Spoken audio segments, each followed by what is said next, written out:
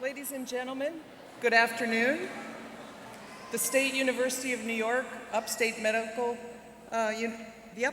University College of Medicine is happy to welcome you today to commencement ceremonies. Today we're proud of a long tradition in medicine, and we're happy to share with you your joy and pride. As a courtesy to your neighbors, please turn off or silence any cell phones or pagers.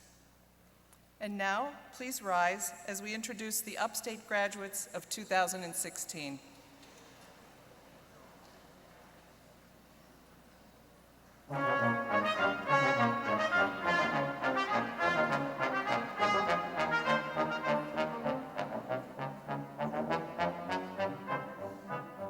The procession is led by Chief Faculty Marshal, Dr. Koshal Nanavati. Student Marshals Ryan Shido and Nicholas Ranieri are followed by the flag bearer Daniel Gross.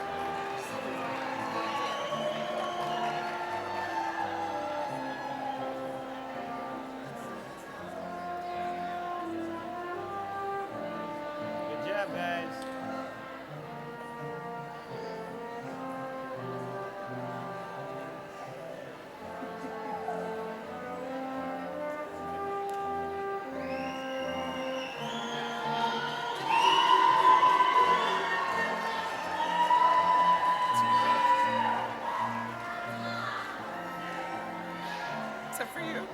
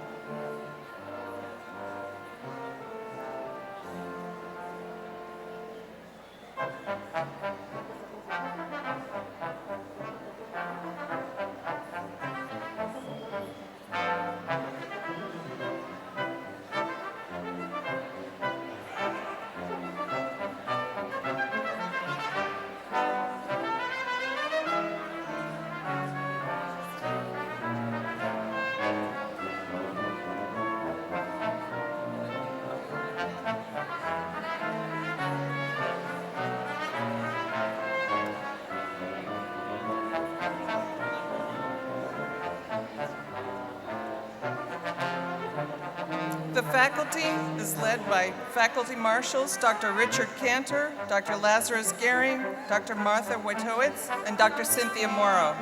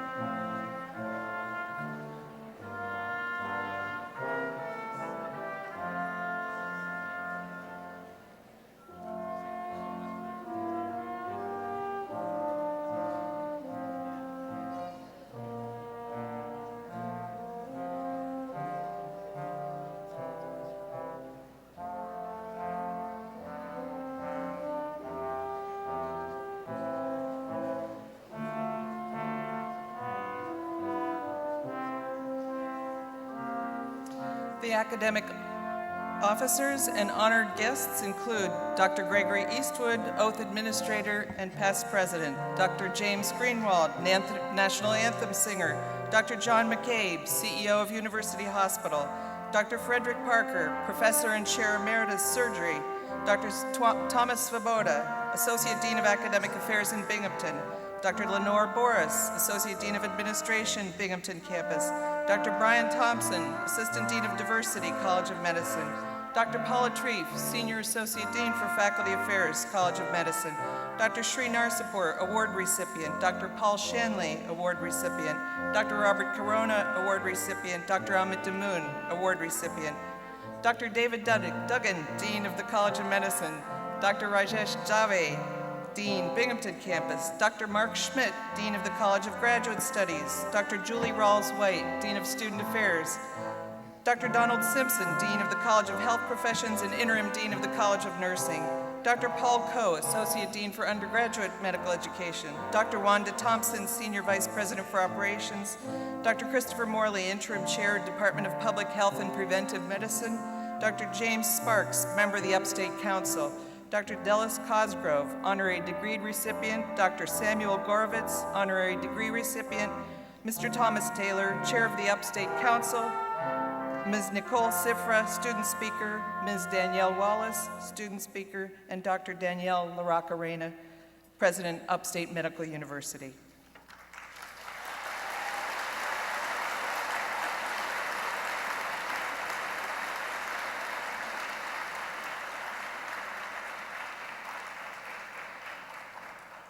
Dr. James Greenwald will now sing the national anthem.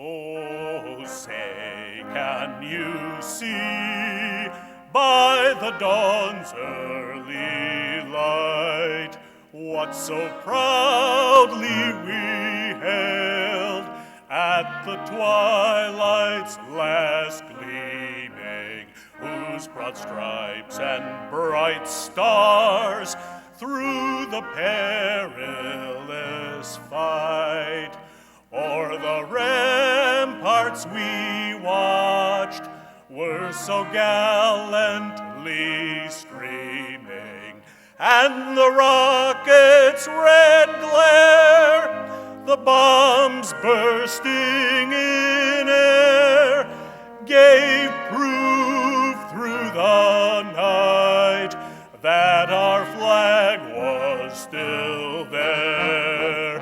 Oh, say does that star-spangled banner yet wave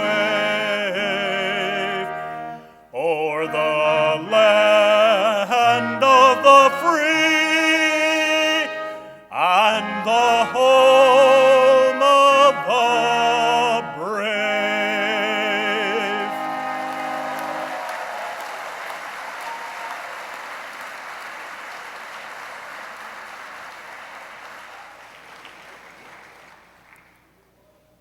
Take a deep breath. I've got goosebumps. Thank you, Dr. Greenwald.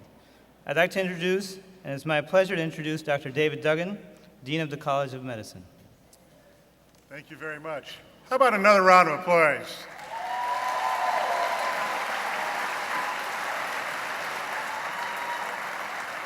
Jim, you did a terrific job with that, and thank you very much. Please be seated. Please be seated. My name is David Duggan, and I have the privilege of being Dean of the College of Medicine and to welcome you to the 2016 Commencement for the College of Medicine. It's a day of celebration, and I will try to keep my remarks brief because we've got a lot to get through today. But I do want to say a few things for you, but first, we have some very special people up here. And let's have a round of applause for our graduates, the class of 2016.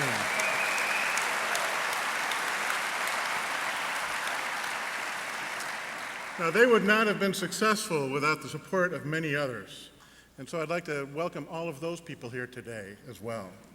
So could I have the parents of the graduates raise your hands and give a round of applause for them?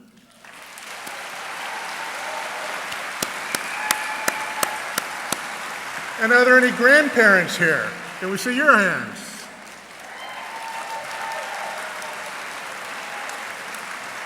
And how about brothers and sisters and siblings? Are there any brothers and sisters here?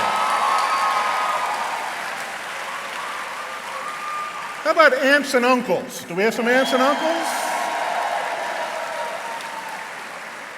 And now how about spouses and significant others and children? Are there any children here? Well, thank you all very much for coming, and if I missed anybody, my apologies, but you're more than welcome to be here with us. So I just have a few things to say to our students. Today, we celebrate a very important milestone for all of you as you receive your degrees. Today, the faculty will state that you have achieved the knowledge and skills and attitudes, and you've demonstrated that you possess these things to go out into practice. We selected you for medical school not simply because of your academic achievement. That was perhaps the easy part. There are so many people that score well on standardized tests. But rather, we selected people for medical school because they not only had that foundation, but they demonstrated those traits of character. They demonstrated their humanity. They had demonstrated already that they care about their communities and were willing to give back, and they were kind. So as you go forward today, you're off to new things, another phase of your training. The bar raises again. It's hard to think of that. It's been a hard time in medical school and doing your MPH, but things will challenge you again and again and again throughout your career. And I simply ask you to reflect on all of those things at every step along the way. Remember that it takes continuous refreshment of the knowledge that you've gained, the experiences you've had. Remember those traits of character that sustained you through hard times, that allowed you to persevere. And above all, remember to stay kind, not only to your patients and their families, but to each other and to everyone else in your community. And if you can maintain the momentum that you've demonstrated so far, this class has demonstrated these things in spades. You guys will have success beyond your wildest dreams. So I congratulate you. I wish you the very best. And now let's get on with the program. Thank you all for coming.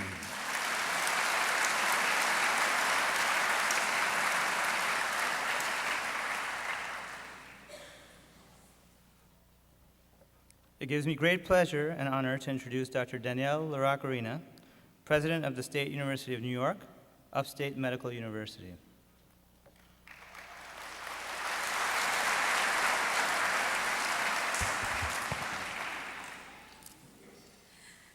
Good afternoon. It's been a long day, but really a wonderful day for me. I want to say it is afternoon. I started with good morning this morning with the College of Health Professions, then the College of Nursing, the College of Graduate Studies, and now the College of Medicine. So we are one university together celebrating what we collectively can do to improve health. So I want to greet the students who are here, family members, friends, faculty members, and staff. On this momentous day, May 22nd, 2016, I welcome you to the commencement exercise for the College of Medicine. This commencement is my very first, although now I feel like I've done this before, as the 7th president of Upstate Medical University. Newly inaugurated only a month ago, I've been engaged with the university in celebrating and focusing on connecting our science to practice. And over the course of the day, since I've had to address different health professionals, I've tried to keep the message the same in many contexts, and then different depending on the disciplines. And that's good, right? Because it is what we bring that is similar and what we bring that is different that makes us stronger. So I'm new to Syracuse, and I think it's appropriate to reflect briefly on the history of the university. This region of New York State and the context of our profession. So I'll start with the latter. The profession of healing has evolved from one of apprenticeship, and for those of you who are now finishing your studies in medicine, you know that to be the case. But we quickly evolved to relying on the scientific basis of clinical practice. With the focus early in the 20th century on our research and education in medicine, we were necessarily focused on ill health and pathology. However, I think you know that the field has continued to evolve, that the 20th century, we began through our science to combat many infectious diseases and to apply public health approaches much more systematically, and then evolved to this revolutionary concept. Can you take a guess? Yes, positive health emerged as a concept that is of well-being and health promotion, that we can do much more to intervene early in the course of disease and perhaps never get to disease and pathology if we apply our science appropriately. Concurrently in the 21st century, certainly the latter part of the 20th century and the 21st century, there was an explosion of biomedical technologies, information technology, right? You remember the internet? And genomics with the Human Genome Project at the end that accelerated the speed at which scientific discoveries could be tied to disease, diagnostic precision, and likely interventions. However, there is a challenge. We have lots of knowledge, but do we know how to apply that knowledge effectively? The concept of integration of care, clinical care, and public health, the link between basic science and translational research and implementation research, a new field, to say, do we know how to go from a well-crafted clinical trial to one that actually works in the field? That's a science. The research also needs to begin to define the linkages necessary for programs and activities to promote overall efficiency, effectiveness of care, and achieve the gains in individual health, but not stop there. Because we must then focus on population health, both locally in our region here in central New York, in our nation, and then globally. The world is now a very small place, and so we must do better in applying our knowledge. So today we graduate, we've a total of 482 students, reflecting the broad diversity in medicine. For you, the graduates of the College of Medicine, we graduate 175, including 19 in public health and 2 with combined medical and public health degrees. That shows the evolution and integration of our fields and this necessary combination of our talents to do what I've just outlined. So the question can be posed, and I know this is on a serious tone, it is late in the day, but bear with me, okay? How well have we prepared these graduates for the challenges of the 21st century against the backdrop I just described of the evolution of medicine and health patterns? Well, I would attest that first, your graduation to date is a testament to your successful completion of the coursework, correct? Yes. And that's defined by our curriculum, our current assessment of the competencies that you need to practice in this ever-complex world. Congratulations. In addition, your basic science and clinical practice has taken place in the context of the communities you are meant to serve. That's a good thing. This is relevant, and if the curriculum for your discipline is on target, we have indeed combined excellence and relevance, which is a question you should continue to pose throughout your careers. Is what you're learning relevant to the task at hand? However, I would provide you the following guidance. As graduates, you should know this is only the beginning of a long journey, and I'm sure you've heard it already, that is a long journey of lifelong learning. So if you think you've mastered the curriculum now, keep pace. because it's ever complex, but it's a good journey. The health professions as a whole have, I believe, have not fully aligned the curricular content with the rigor needed to serve society's needs well. Those of you who are the most questioning, continue to question, continue to see whether or not your training has sufficiently prepared you to tackle the remaining challenges in health. I would submit to you that we haven't gotten there yet. So you as graduates will help define this path, better integrating our different professions to yield the team-based science approach needed to raise the status of health of the people of the United States to the highest level. And I ask you, and after spending a day in the different professions as I mentioned, I ask you, as I have learned over the years, to take a deep breath and to humbly say, I may not know what other disciplines do, but I do know I must work effectively with them.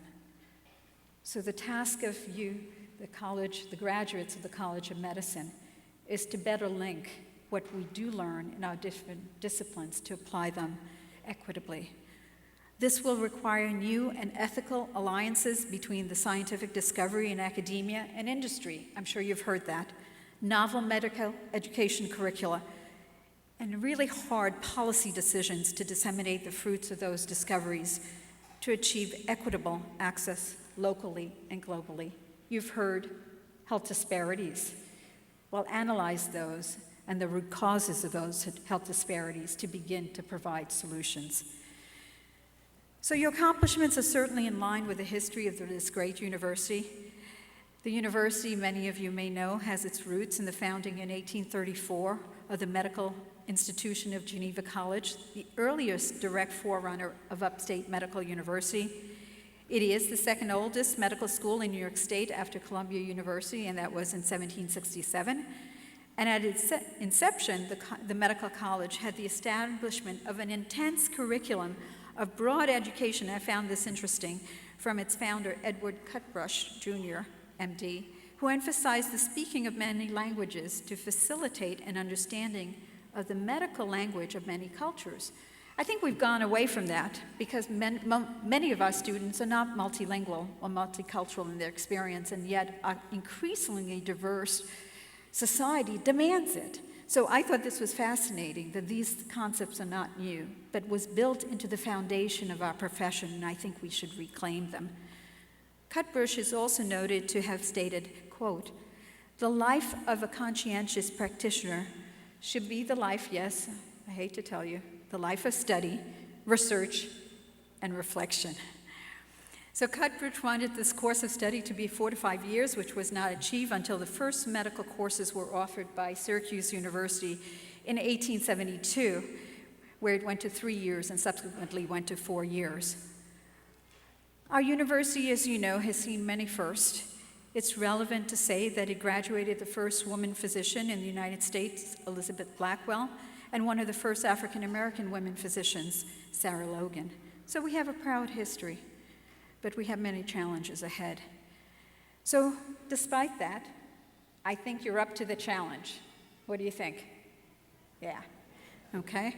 So I congratulate you on your accomplishment today. It is time to celebrate, okay? And you should do it, and I'm sure you will, with a full heart. You have inherited a wonderful tradition of forging unknown paths that lead to ever better outcomes. Be bold, be energetic, question everything, and we are indeed very proud of you.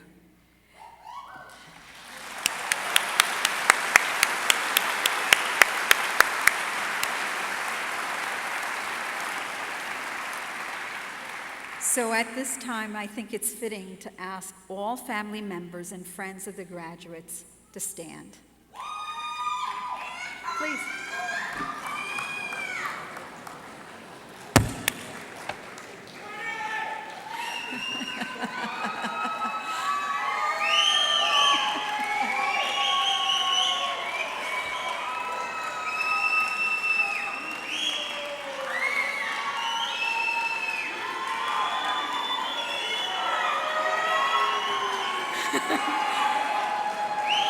Okay, thank you.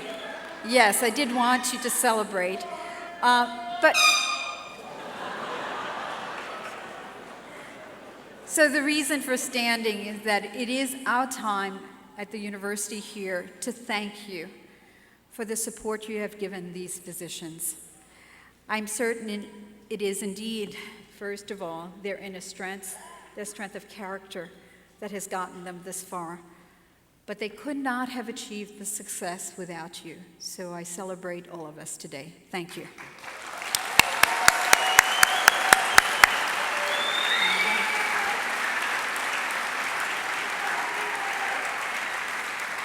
He's supposed to stay.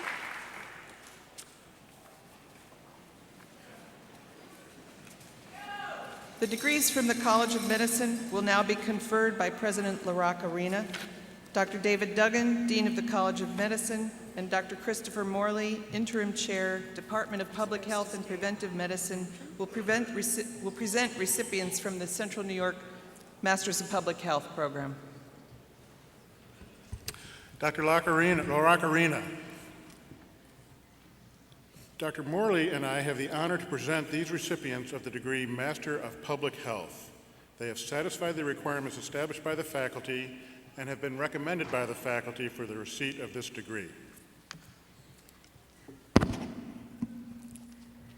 Will all the candidates for the Master of Public Health degree in the College of Medicine please rise?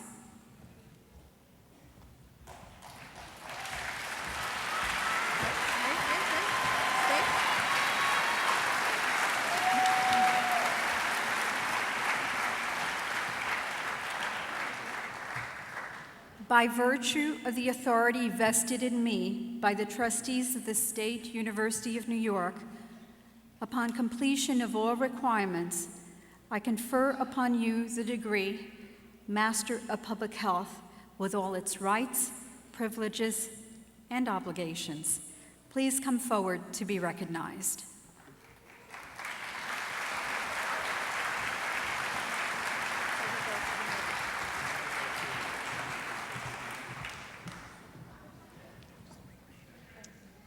The candidates for the Master of Public Health will be hooded by Dr. Cynthia Morrow and Dr. Martha Wojtowicz.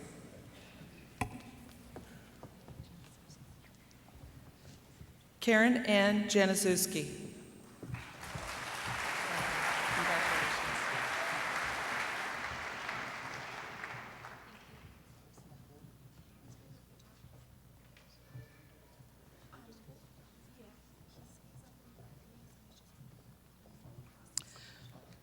Mustafa Mohammed Kamil Awaida.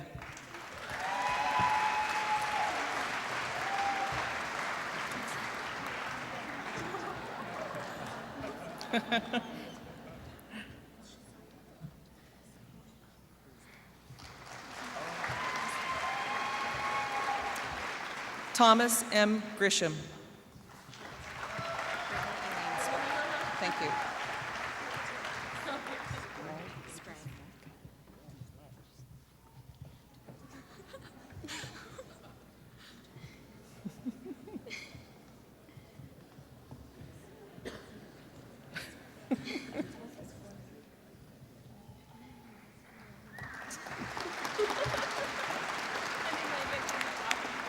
Brittany Elaine Sprague.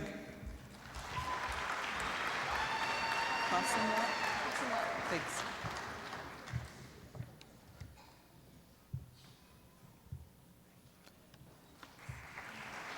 Laura E. Hassenlop. Spell it, say it for me.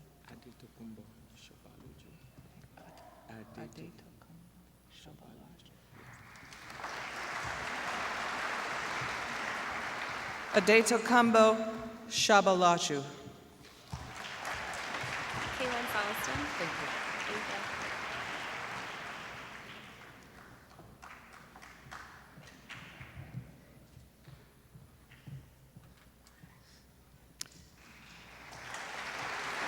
you. Kaylin Celestin.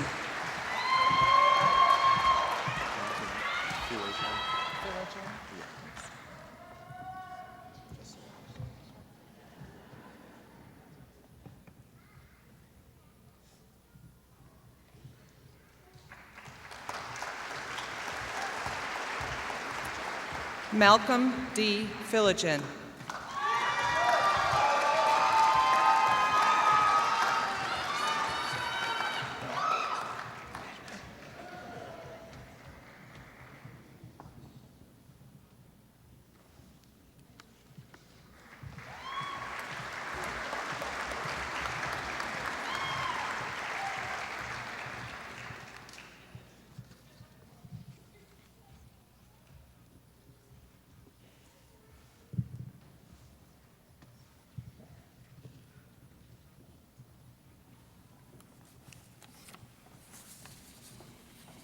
Dr. LaRock Arena. Dr. Morley and I have the honor to present these graduates who participated in Upstate's MD MPH program, which over a 5-year period allows students to complete the requirements of both the Doctor of Medicine degree and the Master of Public Health. These students have satisfied the requirements established by the faculty and have been recommended by the faculty for the receipt of these degrees. Will the candidates receiving both degrees, Doctor of Medicine and Master of Public Health, please rise?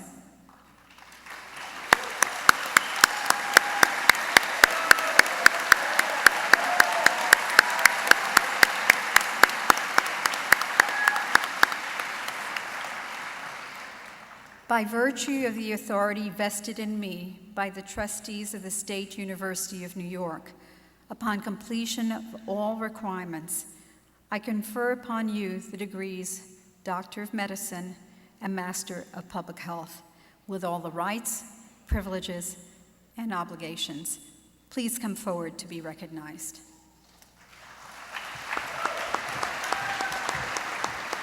You should go now.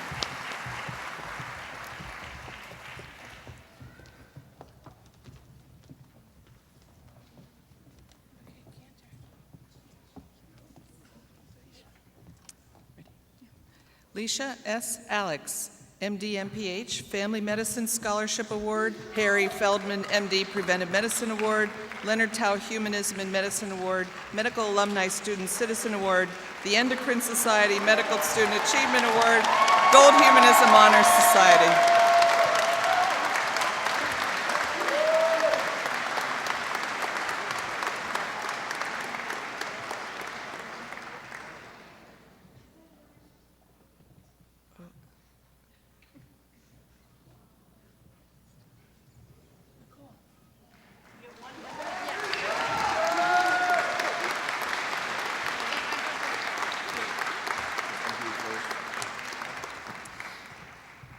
Nicole M. Sifra, MD MPH, Dean of Student Affairs Award, SUNY Chancellor's Award for Student Excellence.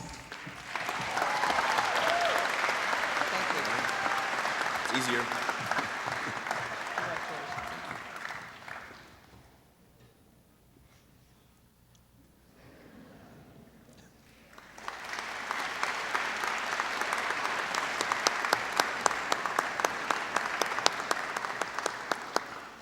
Matthew Joseph Cortez, MD MPH.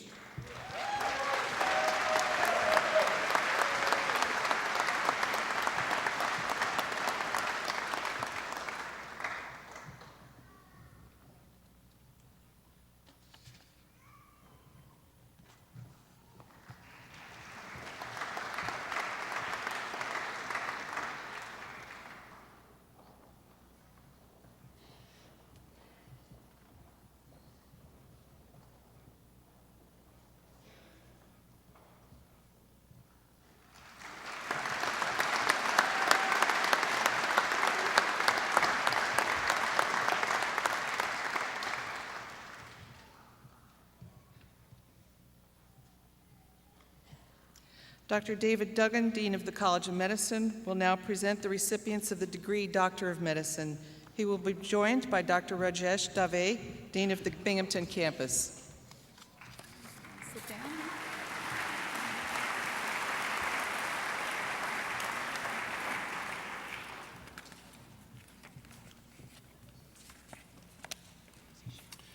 President LaRock Arena, as Dean of the College of Medicine, I have the honor to present these recipients of the degree Doctor of Medicine. They have satisfied the requirements established by the faculty and have been recommended by the faculty for the receipt of this degree. Will all the candidates for the Doctor of Medicine degree in the College of Medicine please rise?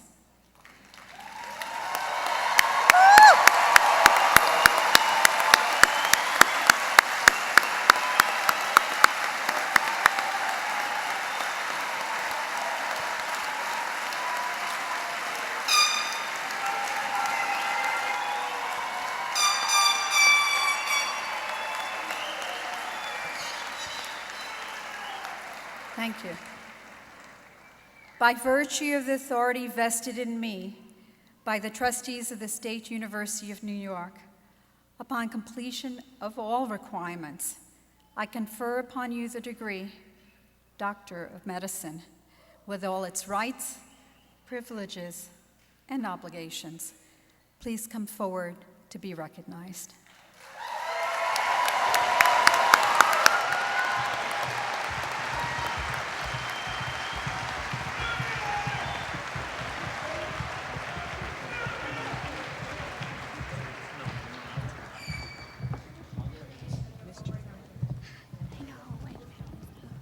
As soon as the noise settles down, we'll get you going.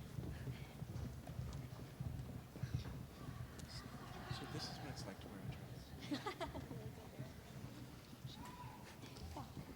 Dr. Shilpa M. Agarwal, AMLA Glasgow Rubin Citation for Academic Achievement, AOA Gamma Chapter Robert Ike Award, Binghamton Campus Department of Surgery Award, Student Research Day Awards, Alpha Omega Alpha Honor Society.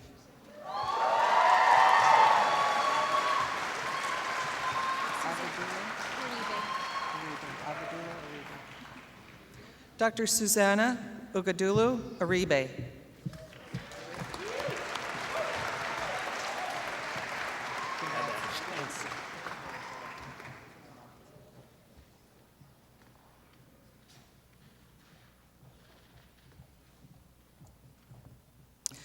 Dr. Kevin Michael Albanese.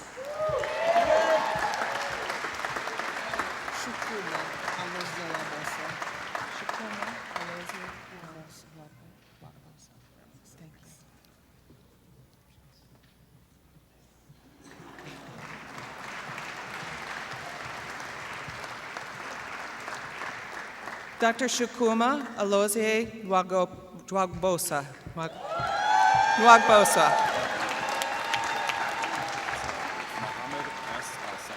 Thank you. Like a ninja. Thank you.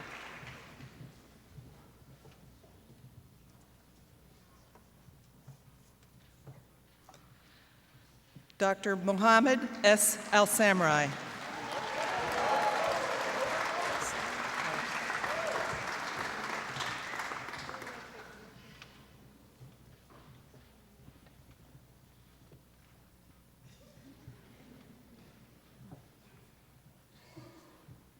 Dr. Alyssa K. Anderson, Excellence in Emergency Medicine Award, Rural Medicine, Alpha Omega Alpha Honor Society, Gold Humanism Honor Society.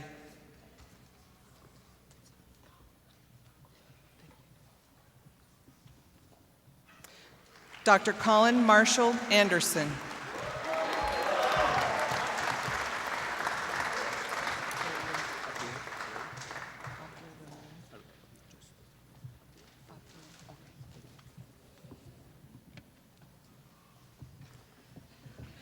Dr. Abdul Arain.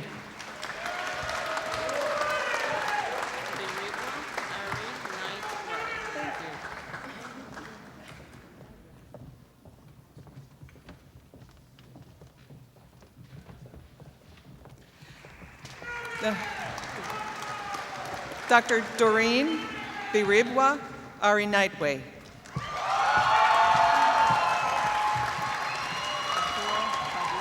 Thank you.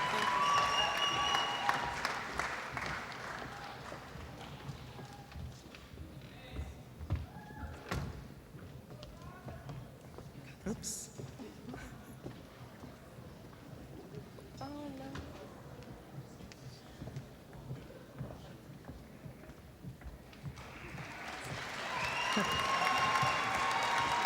Dr. Helen Afua Badu.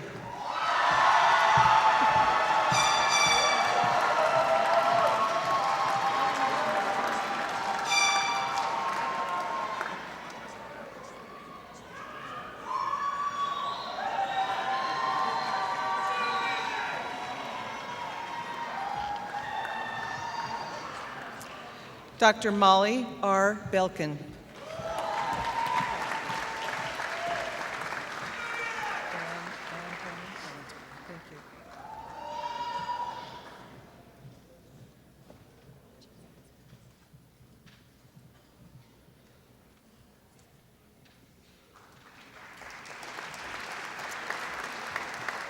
Dr. Andrew Joseph Bellantoni, Gold Humanism Honor Society.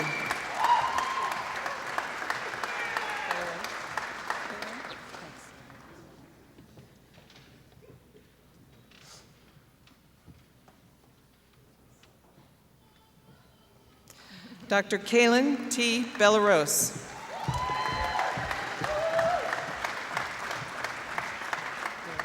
Derek. Thanks.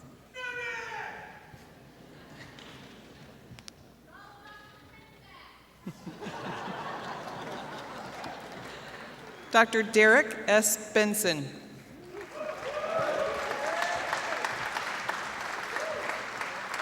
Thank you.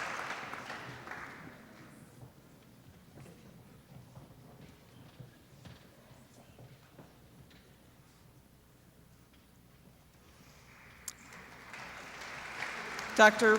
Matthew Robert Bigelow, Rural Medicine Education Program. Thanks.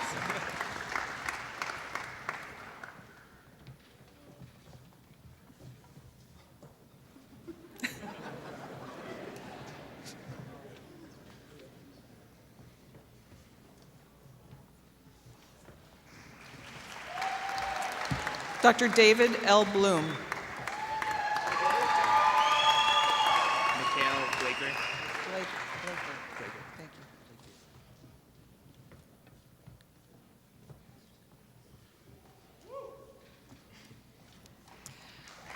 Dr. Mikhail Blaker.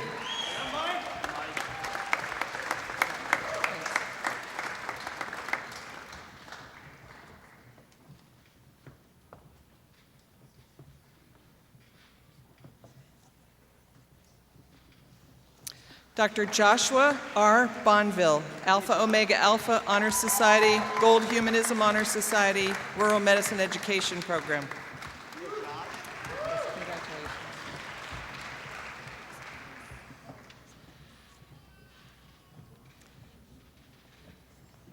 Dr. Christopher R. Botash, Gold Humanism Honor Society.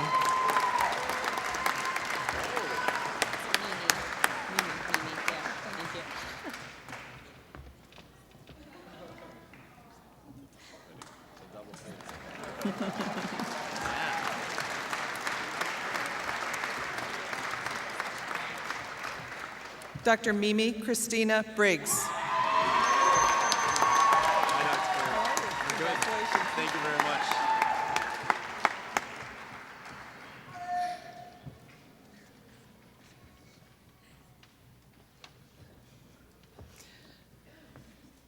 Dr. Devin John Burke. Yeah, buddy. Thank you.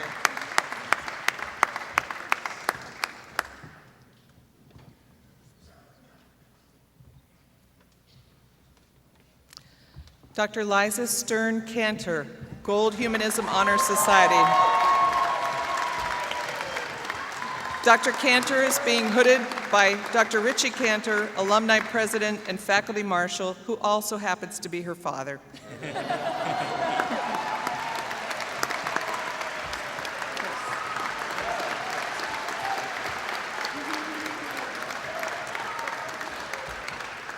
Dr. Mark J. Carlberg. Lance Chan. Thanks. Lance? Yep, Lance. Okay.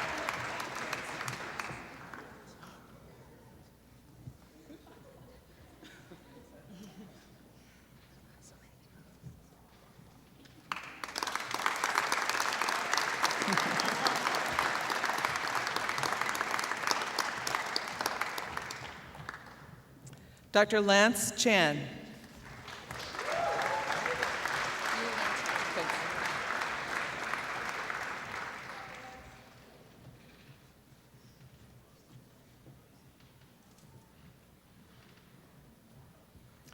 Dr. Yu-Lin Chen. Congratulations.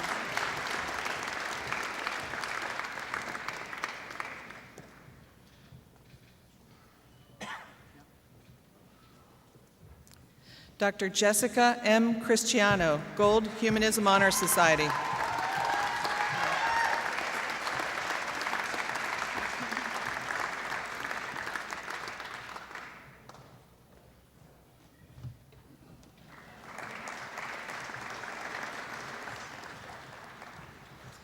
Dr. David T. Clark, Alpha Omega Alpha Honor Society. Thank you.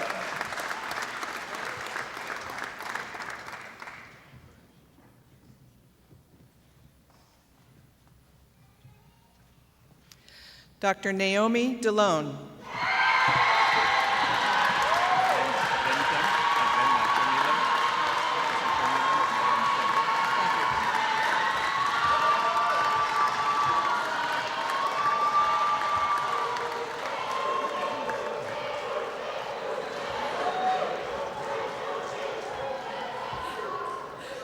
Dr. Lynn Den.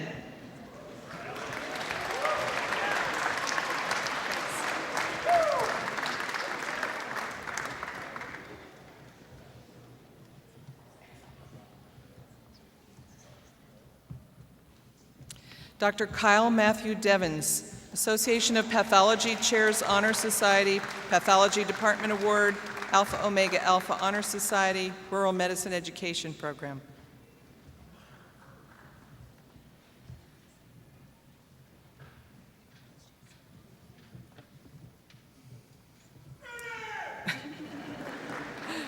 Dr. Jeffrey Barrett Donaldson.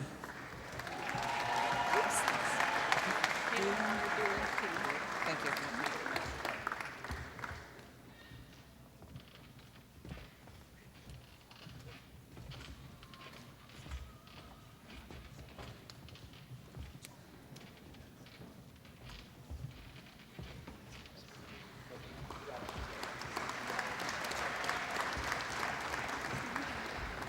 Dr. Kayla R. Doolin-Kuhn, the Stuart I. Gurman MD Award.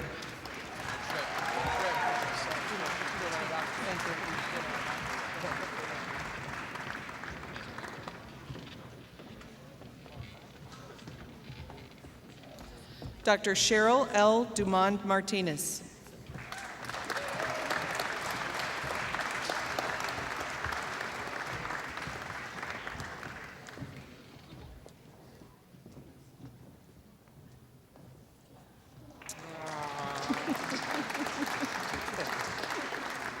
Dr. Thomas J. Ed.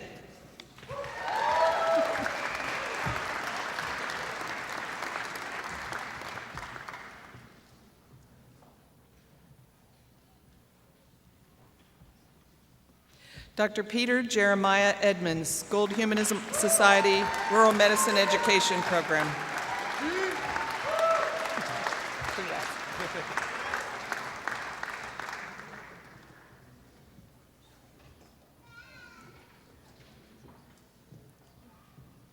Dr. William Leaf Erickson.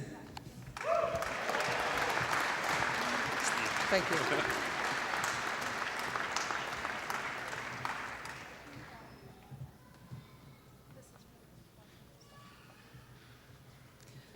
Dr. Jason P. Finkelstein.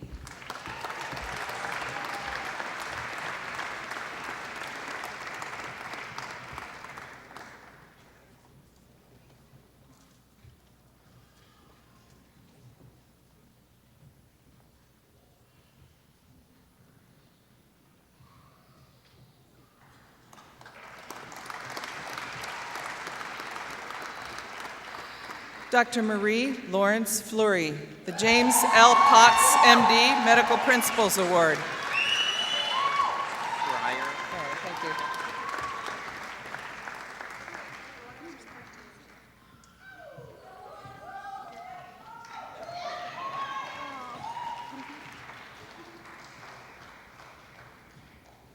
Dr. Jacob T. Fryer, Rural Medicine Education Program.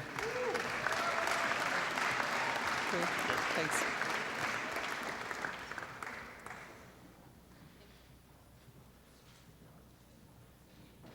Dr. Tommy G. Fu.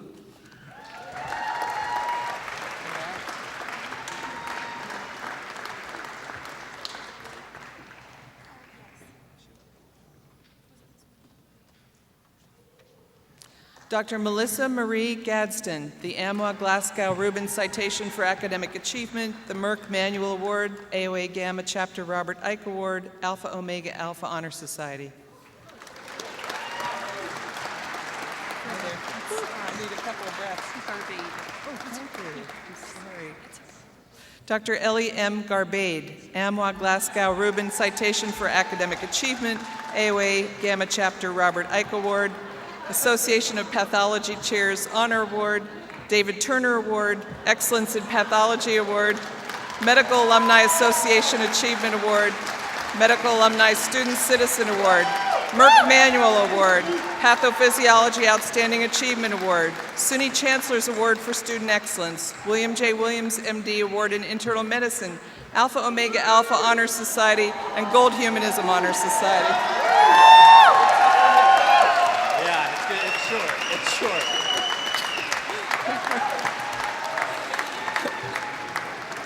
Dr. Adam R. George, Binghamton Campus Department of Internal Medicine Award. Hi. Gleischer, thank you.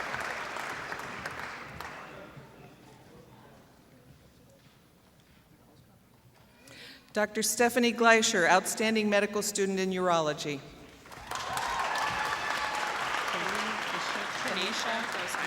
Thank you.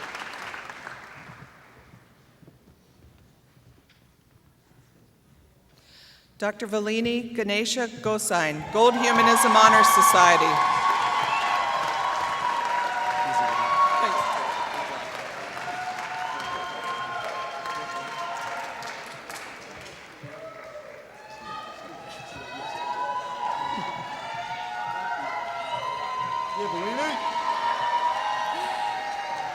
Dr. Adam W. Green. Not brothers.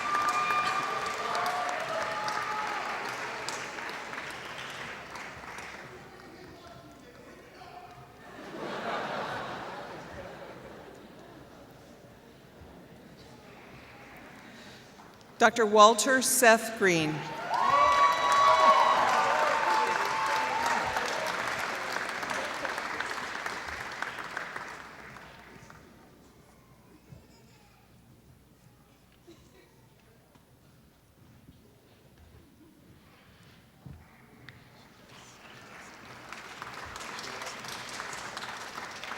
Dr. Daniel A. Gross.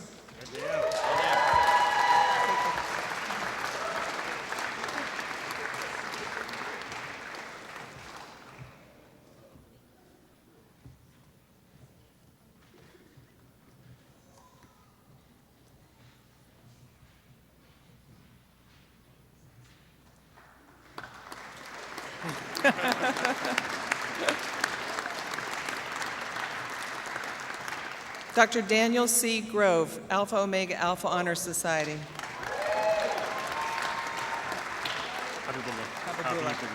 Habibullah.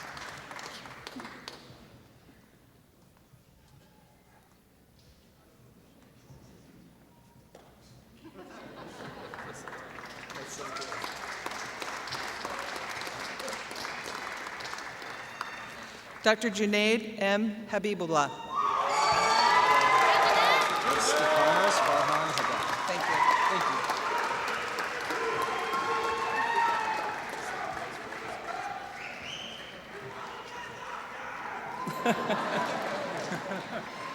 Dr. Stefanos Farhan Haddad, Medical Alumni Student Citizen Award, Gold Humanism Honor Society. Yes, Stefanos!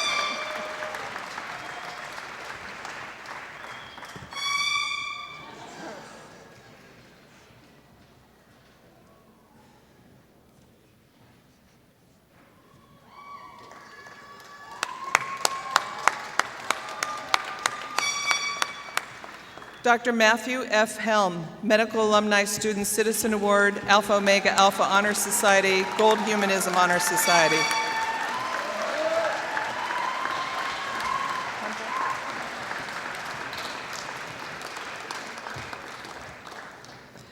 Dr. Richard William Hempel.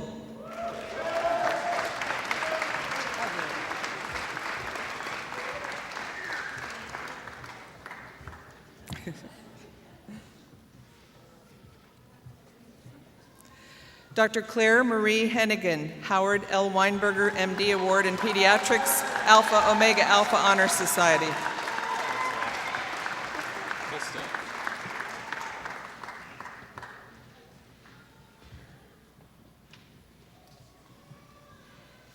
Dr. Ryan G. Holstead, Gold Humanism Honor Society.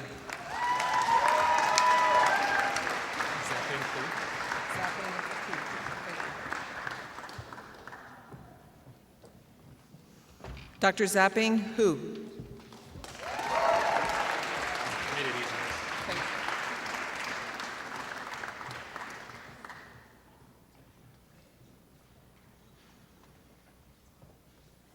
Dr. Brandon James.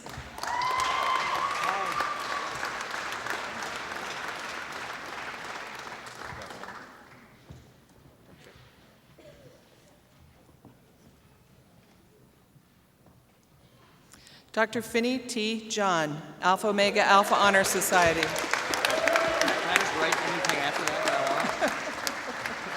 He was really smart.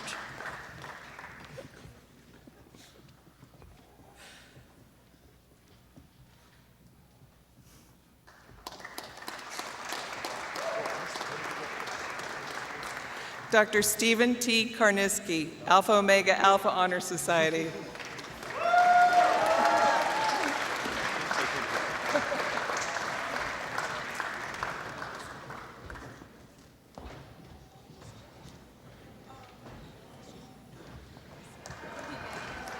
Dr. Matthew R. Kelly.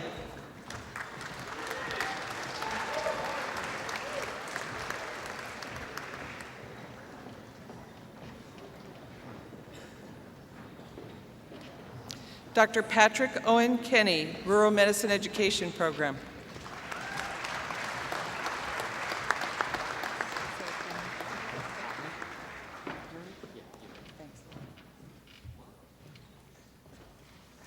Dr. Yuri Kanin.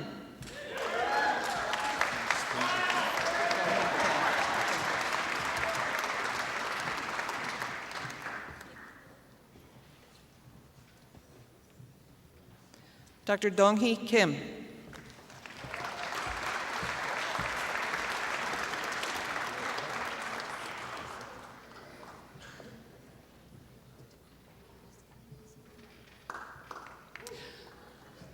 Dr. John K. Kim.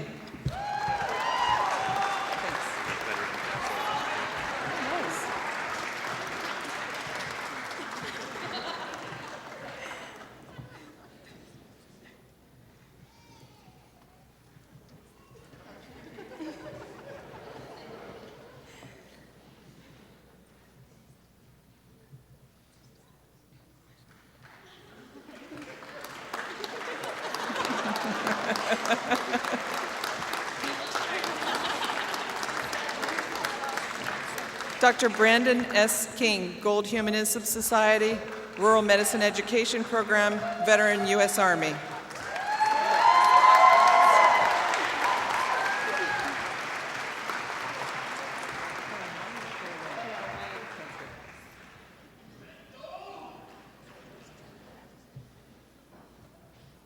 Dr. Caroline A. Kirby, Binghamton Campus Department of Psychiatry Award.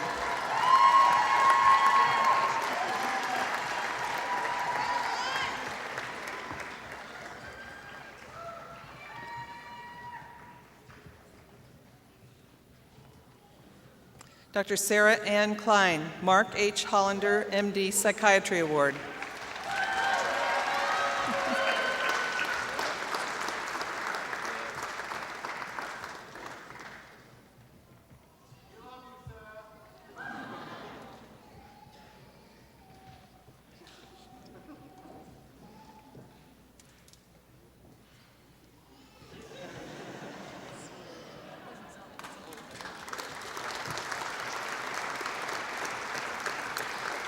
Dr. Lindsay K. Kester, AMWA, Glasgow Rubin Citation for Academic Achievement, Alpha Omega Alpha Honor Society.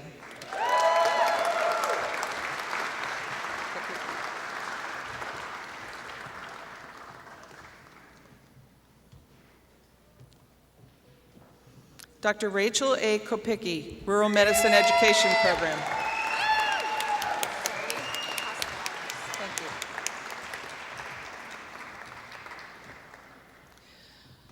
Dr. Zoe Marie Costarellis, Binghamton Campus Department of Family Medicine Award, Binghamton Campus Department of Obstetrics and Gynecology Award, Dr. and Mrs. Earl Kelsey Memorial Endowment Award, and Rural Medicine Education Program.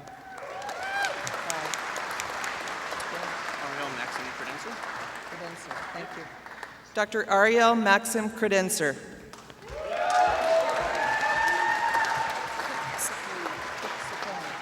you.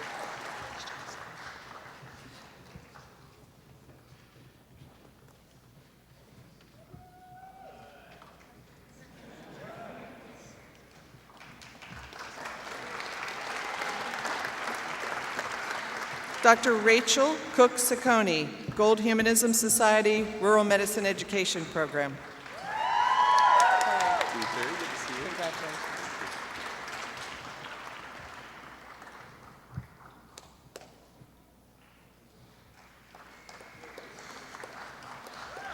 Dr. Timothy J. Kuchera, Gold Humanism Honor Society.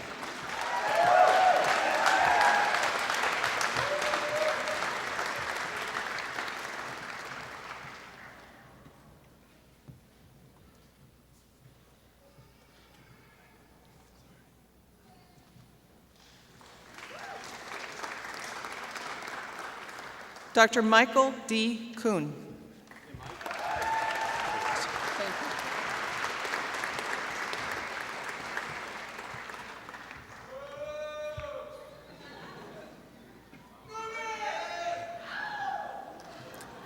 Dr. John T. Kulesa, Alpha Omega Alpha Honor Society, Gold Humanism Honor Society. Thank you.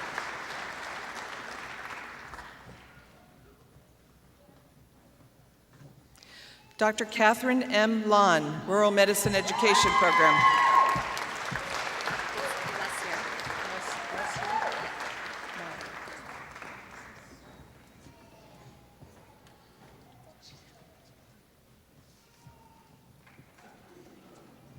Dr. Mallory Nicole Lessier.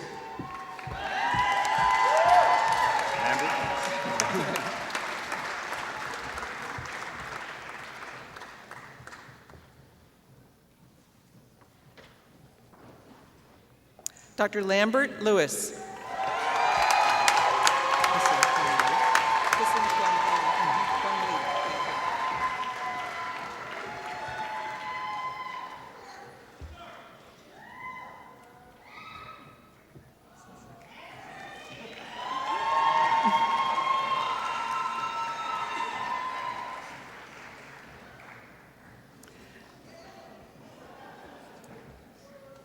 Dr. Hissen Kwang Lee.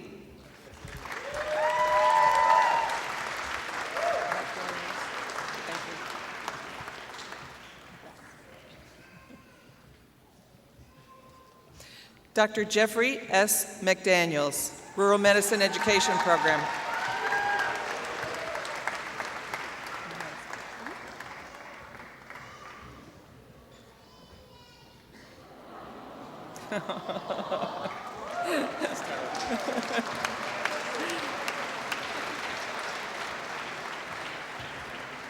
Dr. Sarah Grace Mahansky, Alpha Omega Alpha Honor Society. Marina, thank you.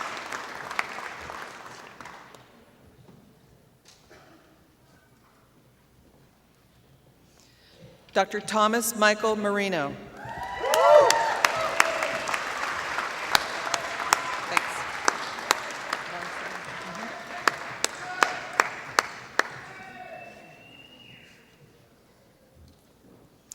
Dr. Nathaniel P. Marsan.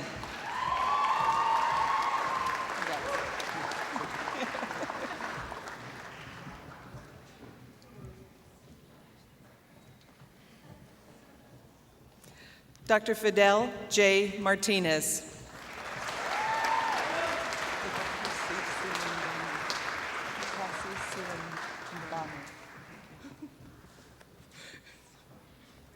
Dr. Apase Silo Mbame.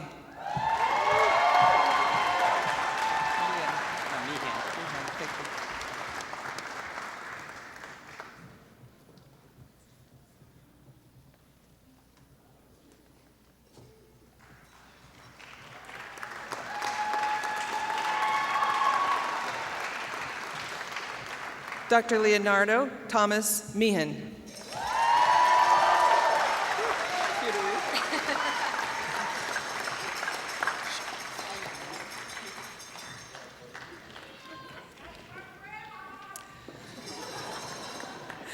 Dr. Austin Ryan Meeker, Alpha Omega Alpha Gamma Chapter Robert Ike Award, Association of Pathology Chairs Honor Society, Merck Manual Award, Patrick T. Matthews Memorial Award, Alpha Omega Alpha Honor Society, and Gold Humanism Honor Society.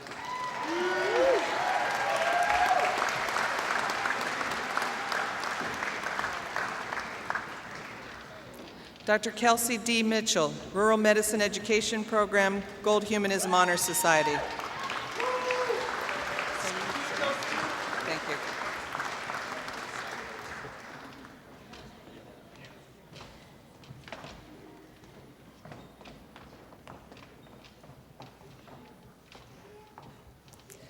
Dr. Saeed D. Mohammed.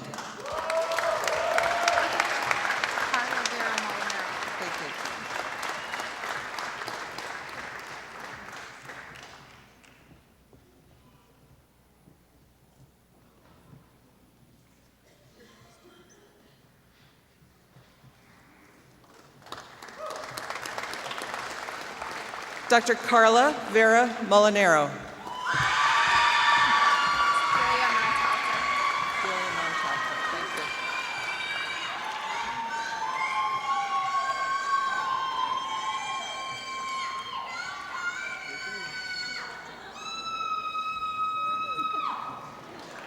Dr. Delia L. Montalto. David Jan Moore. Thank you.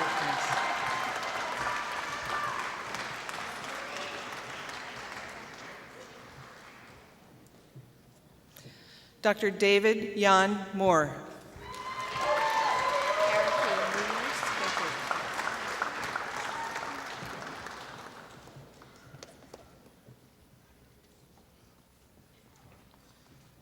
Dr. Kara K. Munoz.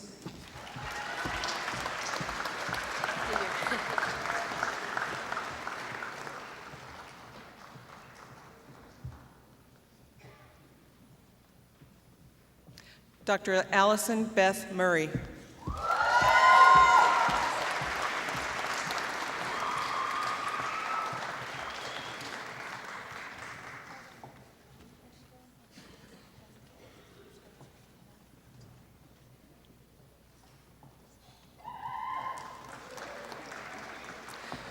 Dr. Andrew John Nastro.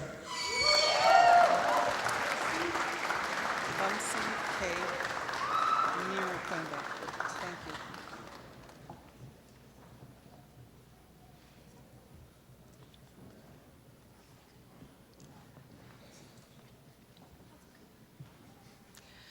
Dr. Vamsi K. Nirukunda. James Benjamin. Thank you.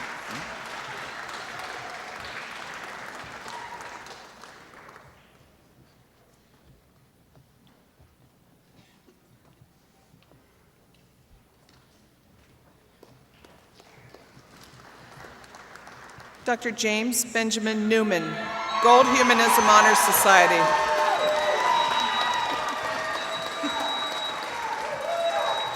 Oh, thanks. Sorry, I missed the other one.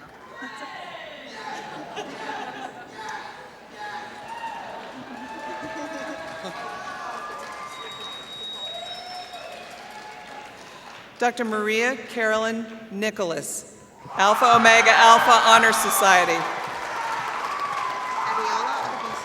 Thank you.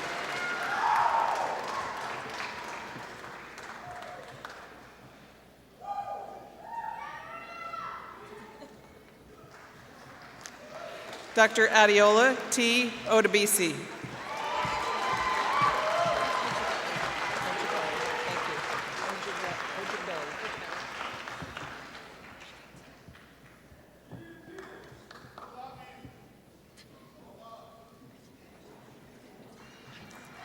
Dr. Ali L. Ojibeli.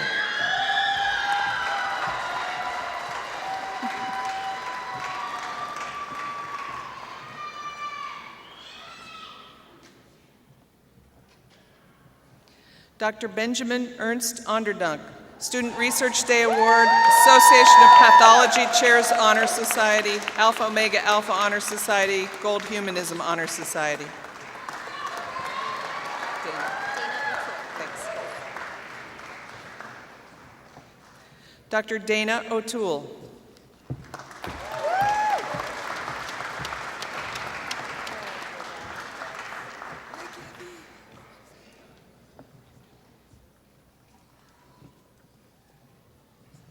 Dr. Gabriela Palacio, Alpha Omega Alpha Honor Society.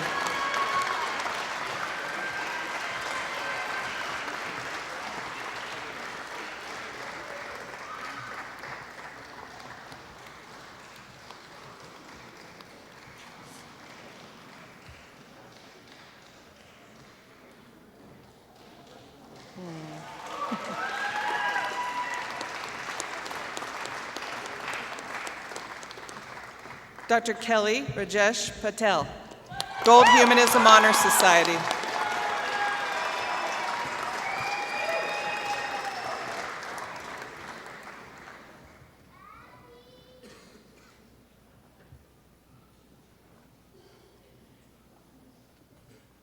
Dr. Elizabeth C. Perkins. Thank you.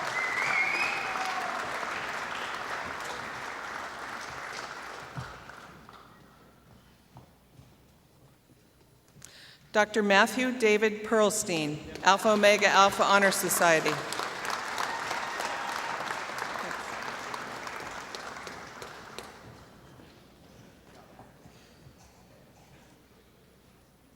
Dr. Kelsey A. Peterson.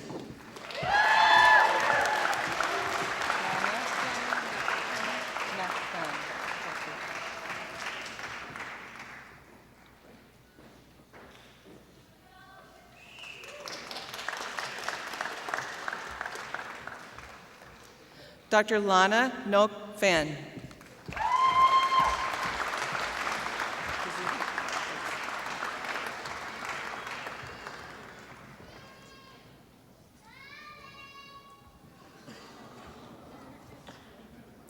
Dr. John Anthony Pizzuti.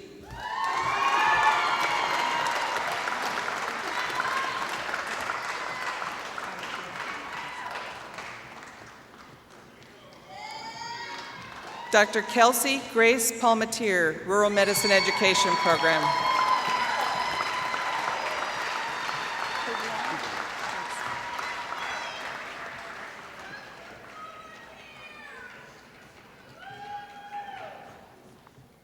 Dr. Tyler E. Publon, Rural Medicine Education Program.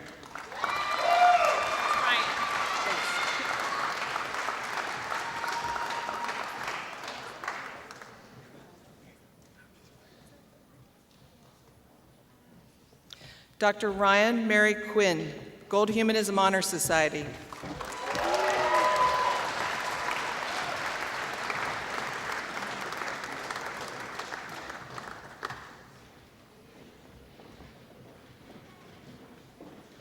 Dr. Thomas P. Quinn, Student Research Day Award.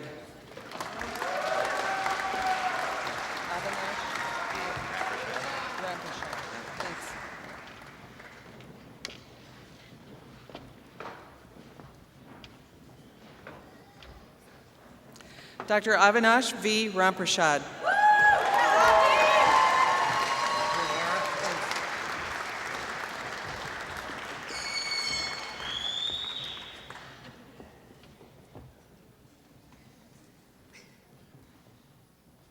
Dr. Michael Christopher Rivara.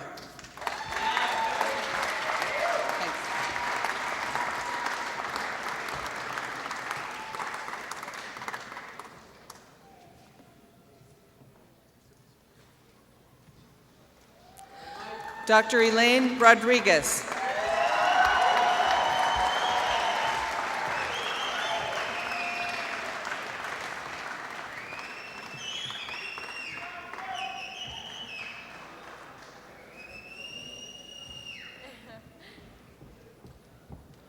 Dr. Thomas M. Russell. Congratulations, Hans.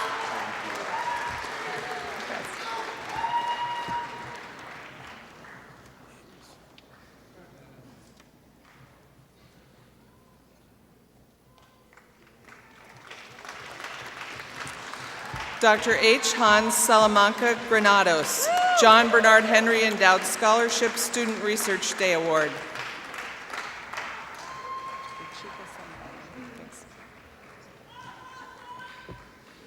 Dr. Ruchika A. Sangani, Medical Alumni Student Citizen Award.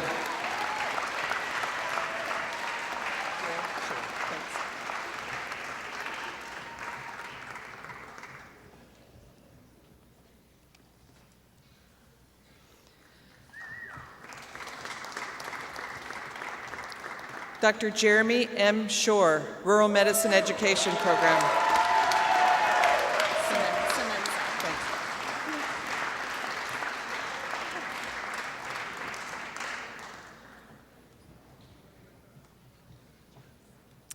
Dr. Christy Michelle Semenza.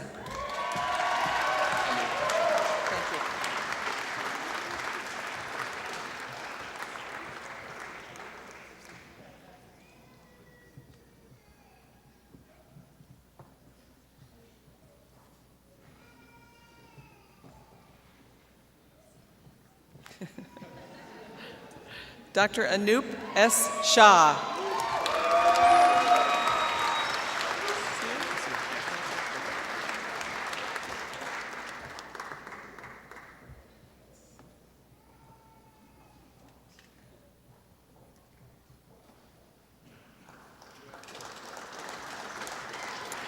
Dr. Eric Y. Sue.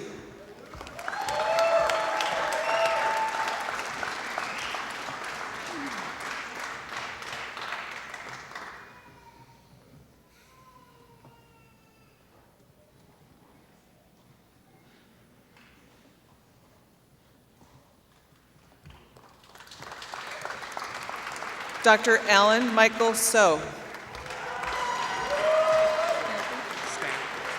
Thank you.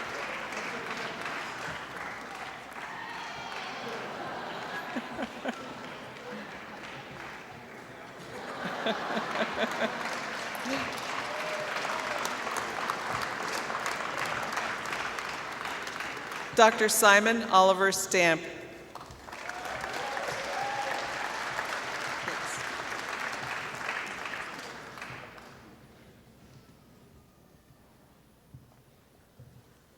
Dr. Erica Marie Steinbrenner.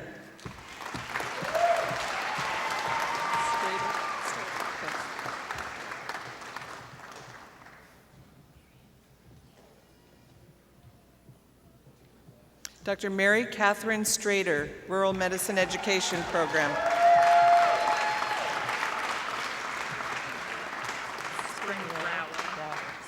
Thank you.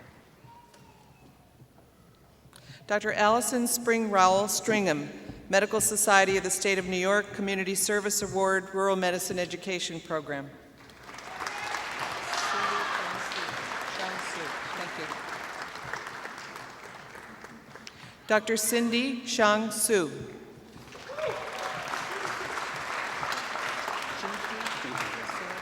Thank you.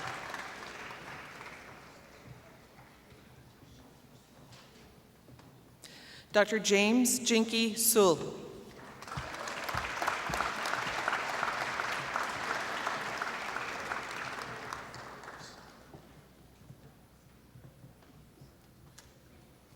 Dr. Samuel Sun.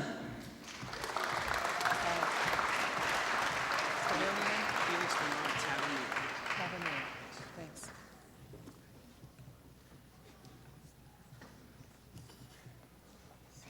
Dr. Felix Bernard Tavernier.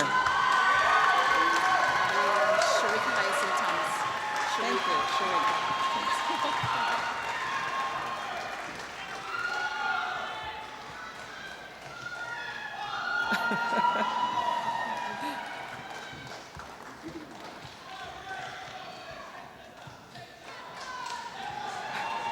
Dr. Sharika Hyacinth Thomas. Thank you.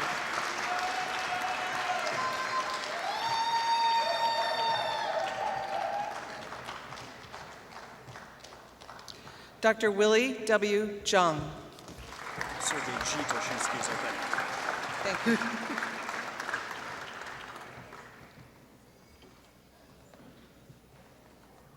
Dr. Sergey G. Toshinsky, Alpha Omega Alpha Gamma Chapter Robert Ike Award, Association of Pathology Chairs Honor Society, Alpha Omega Alpha Honor Society.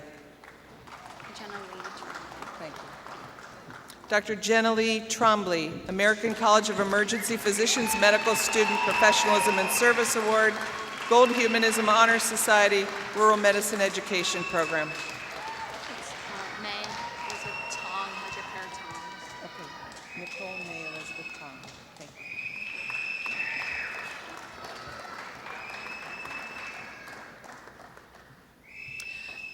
Dr. Nicole May Elizabeth Tong, Outstanding Medical Student in Urology, Rural Medicine Education Program. Thanks.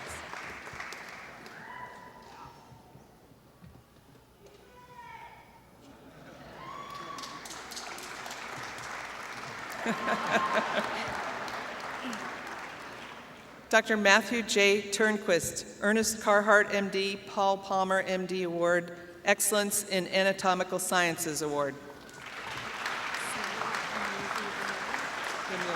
Thanks. Dr. Samantha N.U.V. Vimula.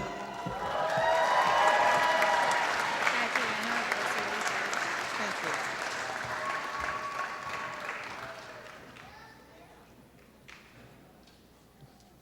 Dr. Adriana Rosalie Verwey, Medical Alumni Student Citizen Award, Binghamton Campus Department of Pediatrics Award, Rural Medicine Education Program. That's yours.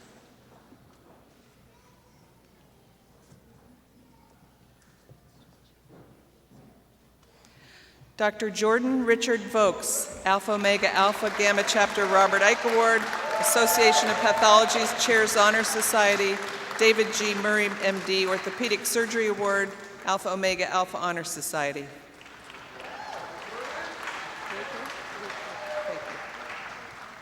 Dr. Michelle Elizabeth Wakely, the Bruce Farrell, MD Award, the Gold Humanism Honor Society.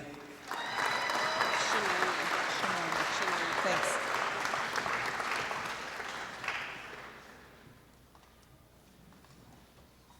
Dr. Danielle Shinoni Wallace, AMWA Glasgow Rubin Citation for Academic Achievement, Binghamton Campus Department of Neuroscience Award, Binghamton Campus Ronald Krzyzanowski Award, Bruce Deering Writing Award, Alpha Omega Alpha Honor Society, Gold Humanism Honor Society.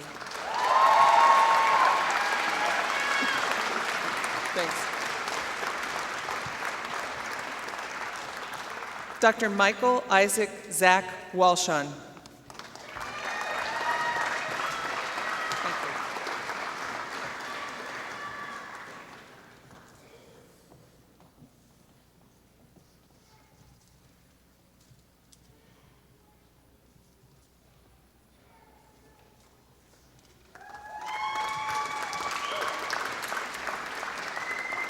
Dr. Jonathan Ryan Weisberg.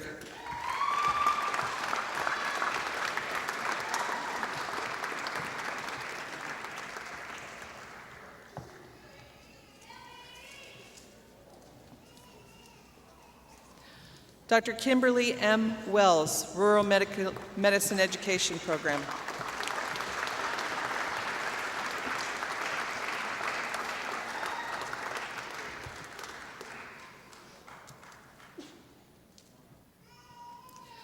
Dr. Catherine Murphy White, Association of Pathology Chairs Honor Society, Alpha Omega Alpha Honor Society.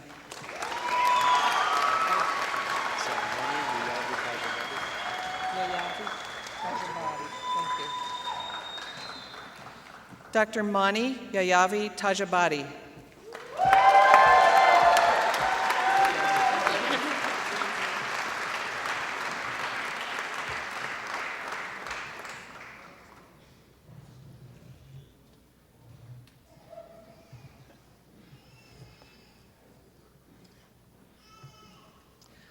Dr. Angela E. Yang.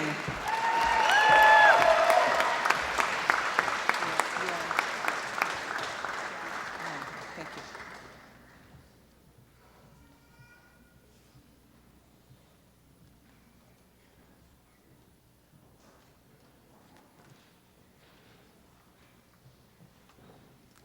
Dr. Helen Lin Wan.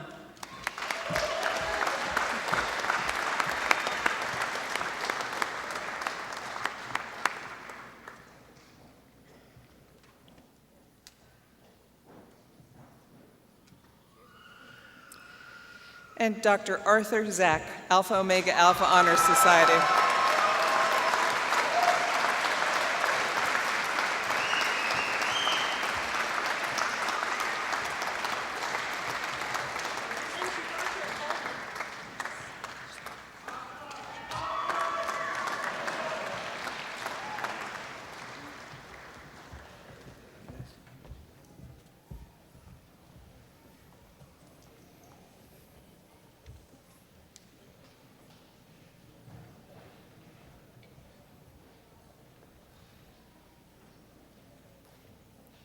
There's no letter after Z, right? The physician's oath in the tradition of Hippocrates and Elizabeth Blackwell, which is printed in your program, will be administered to the medical graduates by past president Dr. Gregory Eastwood. Dr. Eastwood has been selected for this honor by the graduating class. Will the medical graduates of the College of Medicine please rise?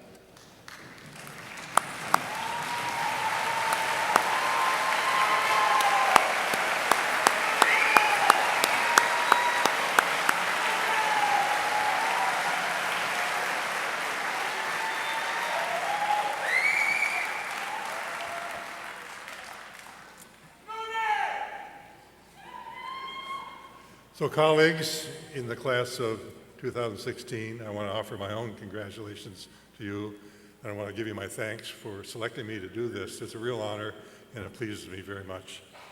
So the oath that you're about to take has one fundamental principle, a principle upon which all other principles and activities in medicine depend. This principle is as old as Hippocrates, which means it is about 2,500 years old. In the version of the oath that you will take, which by the way is on page 7 in your program, you will declare this principle in the third sentence. It is this: the welfare of my patients will be my first consideration. The welfare of my patients will be my first consideration. Everything else, doing good for patients, avoiding harm, respecting the right of patients to make their own choices, keeping patient confidential, is all in service of that fundamental principle, the welfare of the patient. That's a big order, but that's why you became physicians. There's no legal requirement that physicians take an oath upon graduation from medical school, but they all do, or most of them do. And it's not necessary for accreditation of a medical school. So you might ask, if a doctor does not take an oath, or you simply mouth the words, or simply remain silent, which I don't recommend, are you somehow off the hook with respect to the commitments in the oath? No, you're not off the hook. When a person enters the profession of medicine, he or she assumes the obligations, the standards, the expectations of other physicians in the profession, but also of people in the public. So whether you take an oath or not, you assume those duties and obligations. So despite the lack of requirement to take an oath, why do the large majority of graduating students take an oath? Well, I suppose it's traditional. You know, Hippocrates lived a long time ago, 2,500 years, and so perhaps it's that reason. Also, almost every other school does it, so maybe we should too. But I think the most important reason is something like this. When I take this oath, I declare to everyone, in an explicit and public manner, my commitment as a physician. This is somewhat analogous to the vows of marriage, or some religious groups, or pledges for various organizations.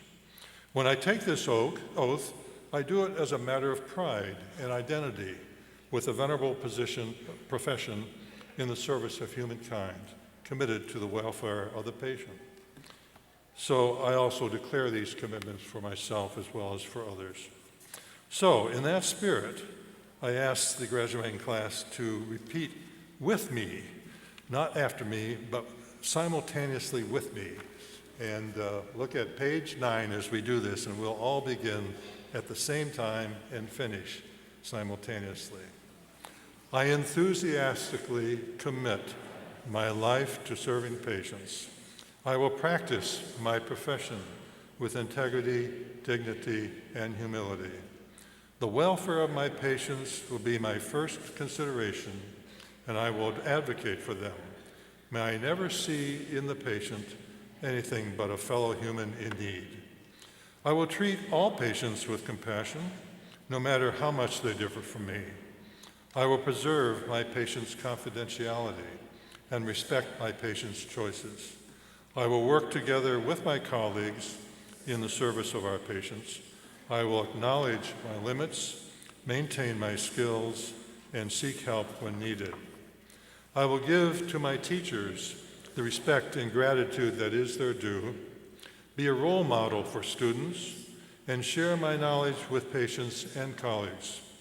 I make these promises solemnly, freely, and upon my honor. May I keep this oath, and in so doing, experience the joy of healing those who seek my help. Congratulations.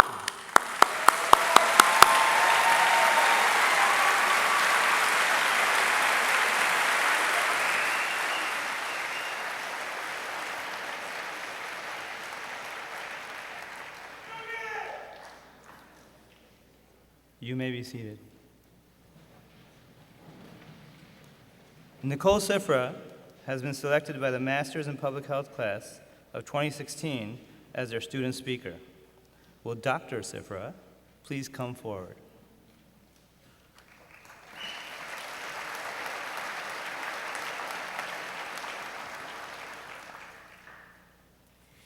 Thank you, Dr. Nanavati. I want to thank my colleagues for the opportunity to address you all, as well as Dr. LaRoccarina and Dean Duggan. I'm going to start out with a confession, something that many of my fellow classmates and graduates may not know about me. I did not start medical school thinking that I would get a Master of Public Health degree. Luckily, my fellow dual degree classmate, Matt Cortez, and several other MPH students educated me regarding the value of this degree for my career aspirations. When I told my family and friends about this new path I was taking into the mystical land of public health, I was met with a few questions. The first was why on earth I would choose to further prolong my education and delay my employment for yet another year. It took a while for them to get over that one.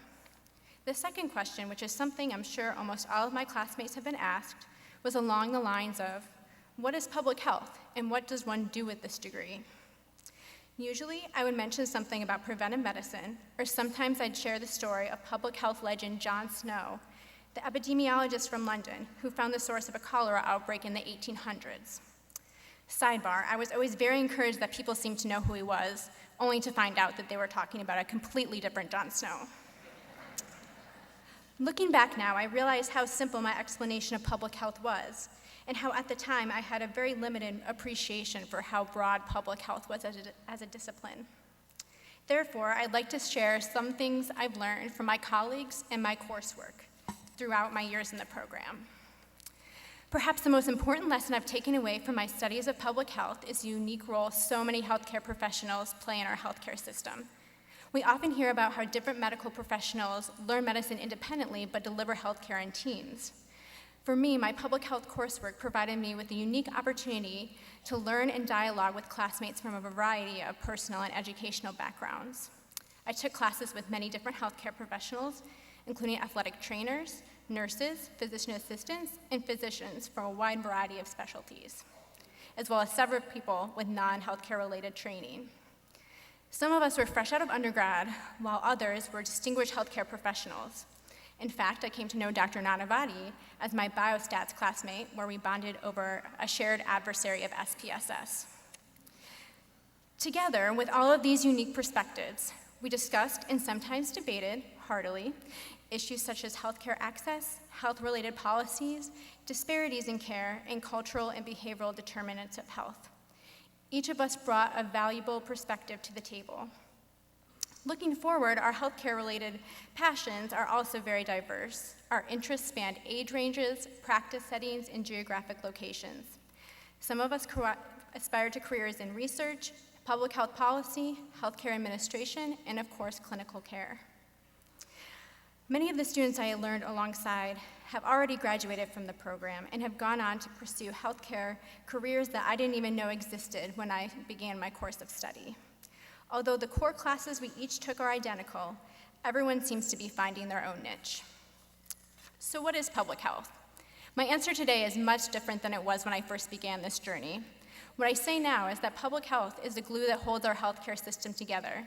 And I'm not only referring to us on this stage with the pink, or as some say, salmon hoods, because I don't think someone needs a degree in public health to appreciate the relevant concepts.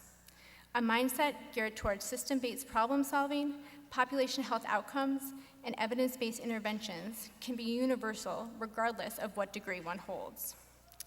As one of our favorite professors says, I also submit to you that public health is the future. As our healthcare system evolves, issues such as access, prevention, and the use of data to inform decision-making are more crucial than ever. We as public health professionals are fluent in this language, giving us both the ability and the responsibility to be a part of these discussions, no matter what corner of the public health world we find ourselves in. So I thank you, both my MD and MPH classmates on this stage, for learning beside me, but also teaching me, inspiring me, and challenging me. I can't wait to see what we accomplish in the years to come, both individually, but more importantly, collectively as healthcare professionals. Thank you.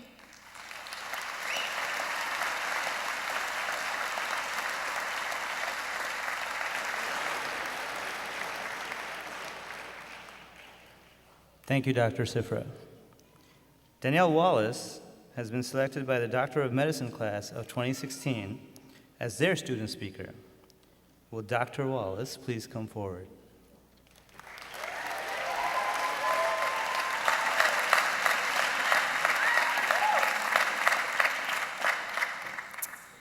Hello, family, friends, educators, and my amazing physician classmates.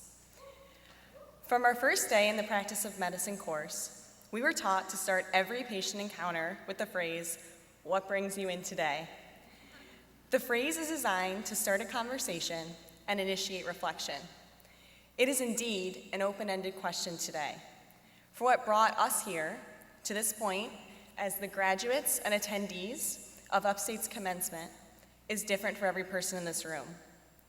First, to our loved ones, you are here because 4 years ago, your daughter or son or friend or spouse looked at you and said, "I got into Upstate and I'm gonna be a doctor."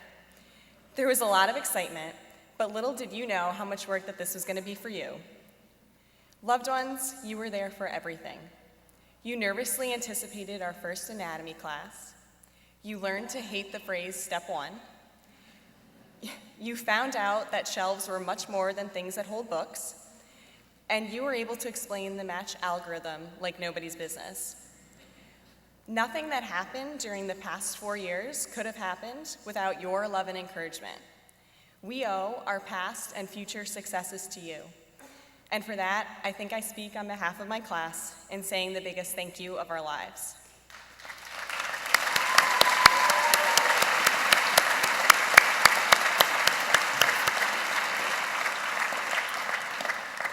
Next, our teachers, professors, administration, and the physicians that we all hope to model.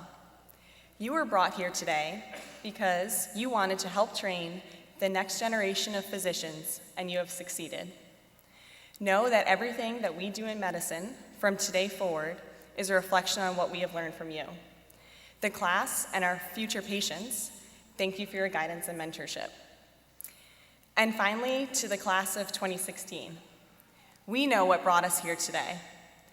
4 years of hard work, dedication, blood, sweat, and other bodily fluids that may not have been our own. I hope that you know how honored I am to be able to speak to you guys today, because you are some of the greatest people that I know. An acceptance letter may have brought us to the white coat ceremony, but what brought us to this stage were the unique experiences of the past 4 years, and I know that you have appreciated the journey as much as I have. I kept trying to pinpoint what exactly makes our class so special, but I really couldn't do it. It could be our service to others, volunteering throughout Syracuse every Wednesday afternoon, starting the foot clinic, service trips to El Salvador, Nicaragua, Kenya, or helping out at the refugee clinics, or even our hairier gentlemen raising money for cancer research through No Shave November.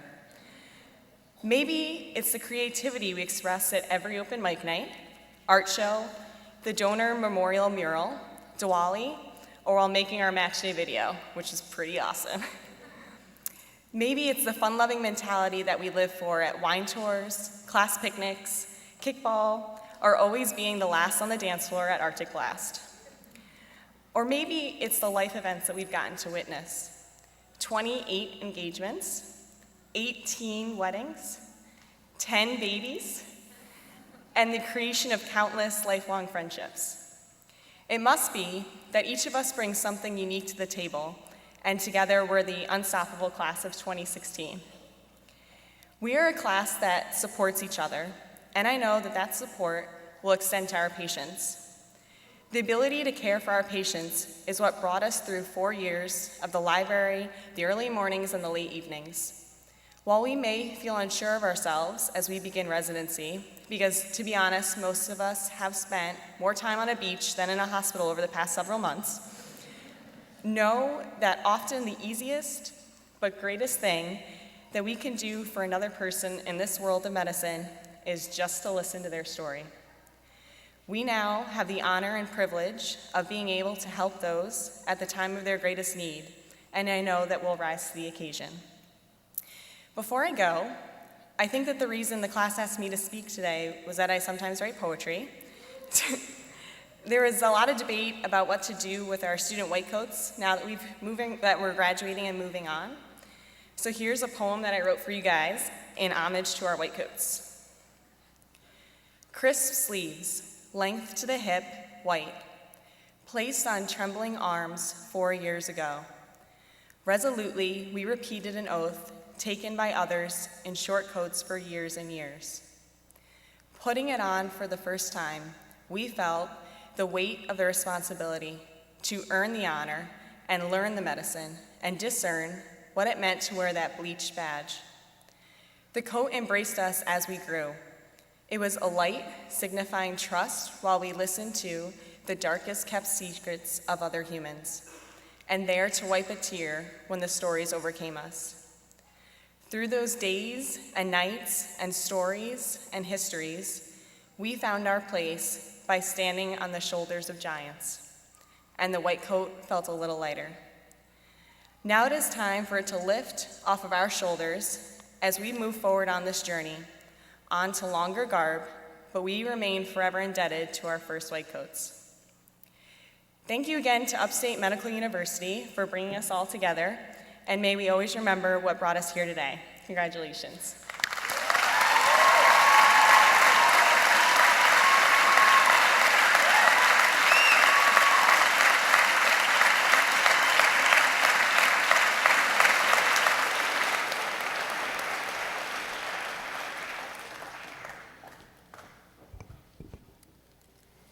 It seems fitting that we then now move forward to the presentation of an honorary degree.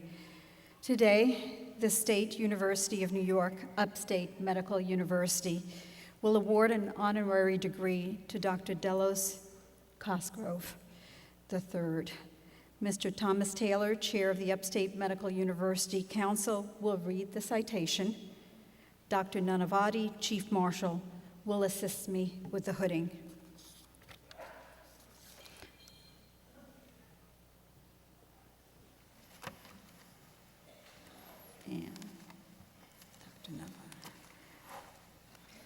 Dr. Novara.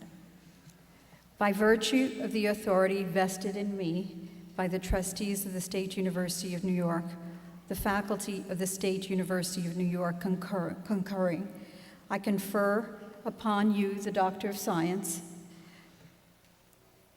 honoris causa, and invest you with the rights and privileges pertaining thereunto. In token thereof, I hand you this diploma and direct that you be vested with the hood appropriate to your degree.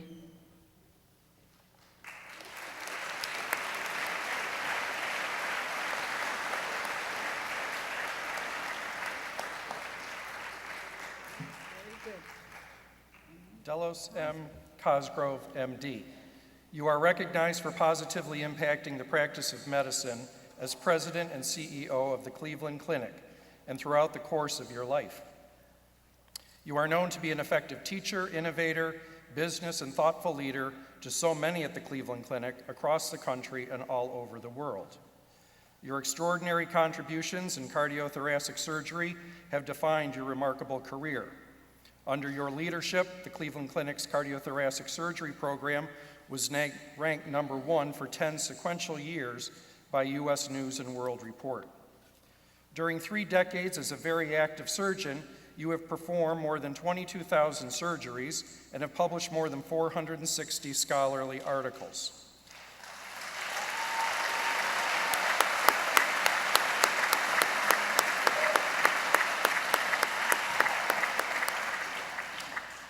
Your book, The Cleveland Clinic Way, Lessons in Excellence from one of the world's leading healthcare organizations, provides guidance for others in improving efficiency, effectiveness, and affordability of healthcare. You are a visionary and a trailblazer in patient-centered, efficient, and high-quality healthcare delivery. During your tenure, the Cleveland Clinic was the first major academic medical center to make the patient experience a strategic goal. The clinic has hosted leaders and staff from Upstate Medical University, as well as other healthcare systems across the country and around the world to try to replicate your model. As an entrepreneur, you have acquired 30 patents related to medical and clinical products used in surgical environments. You have held numerous prestigious memberships in medicine and have received innumerable honors for your life's work. In praise for serving your country, you received the Bronze Star USAF Air Medal and the Republic of Vietnam Commendation Medal. You have also received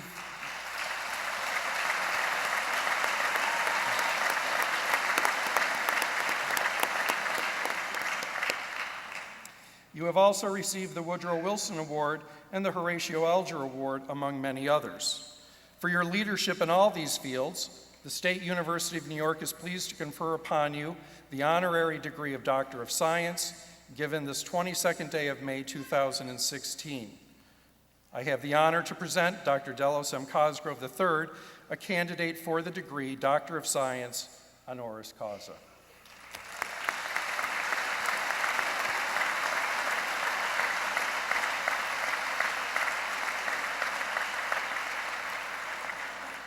We will now hear remarks from Dr. Cosgrove.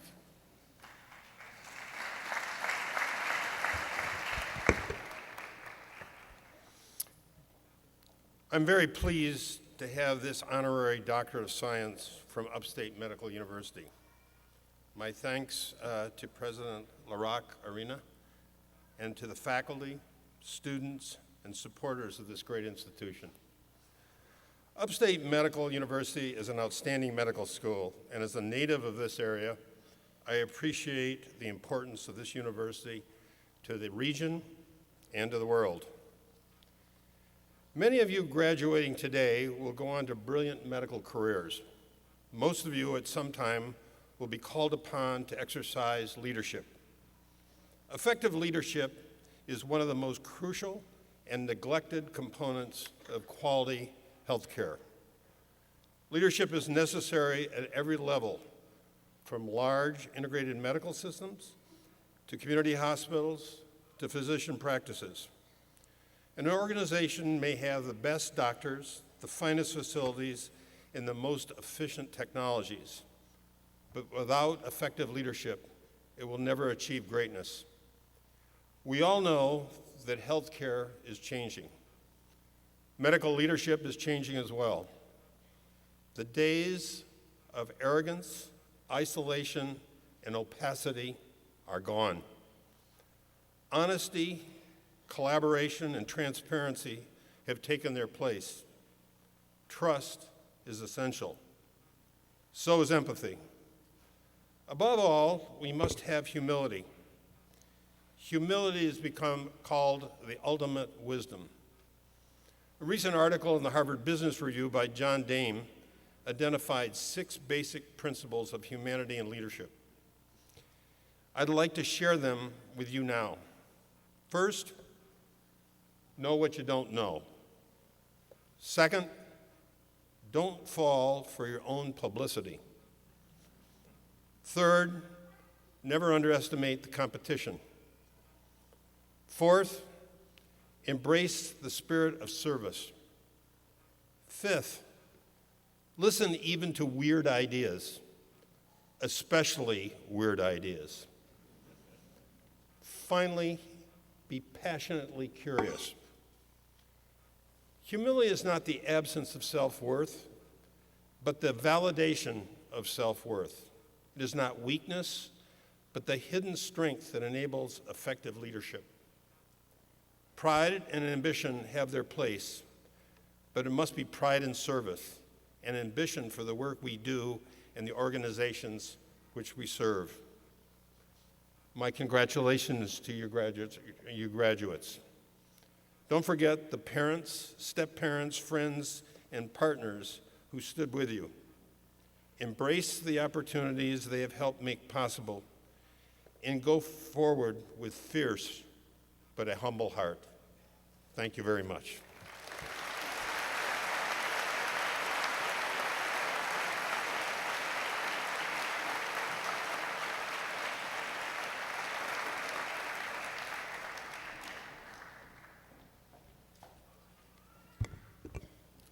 So I have the pleasure of presenting the second candidate for honorary degree.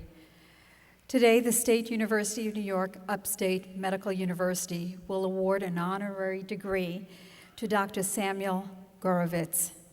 Mr. James Sparks, member of the Upstate Medical University Council, will read the citation. Dr. Nadavati, Chief Marshal, will assist me with the hooding.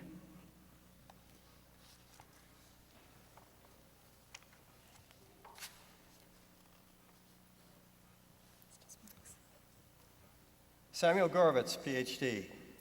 You've achieved eminence as a distinguished ethicist, philosopher, educator, and scholar. You are a leader in medical ethics and higher education. Your luminary contributions have had a local, regional, national, and international impact. You have risen through the ranks in an expansive range of roles as professor, dean, visiting professor, visiting scholar, and gubernatorial appointee, lending your experience and genius and your genuine interest and enthusiasm for people wherever your path has taken you. As an early and lifelong leader in the field of biomedical ethics, you are widely respected, and there is a great alignment with the values of our institution and your life's work. You are known as articulate, curious, and analytic. Your speaking and writing style captures the imagination, stimulates the mind, stirs the soul, and tests the backbone of students, colleagues, and those who seek your wise counsel as they wrestle with the challenging and serious issues in biomedical ethics.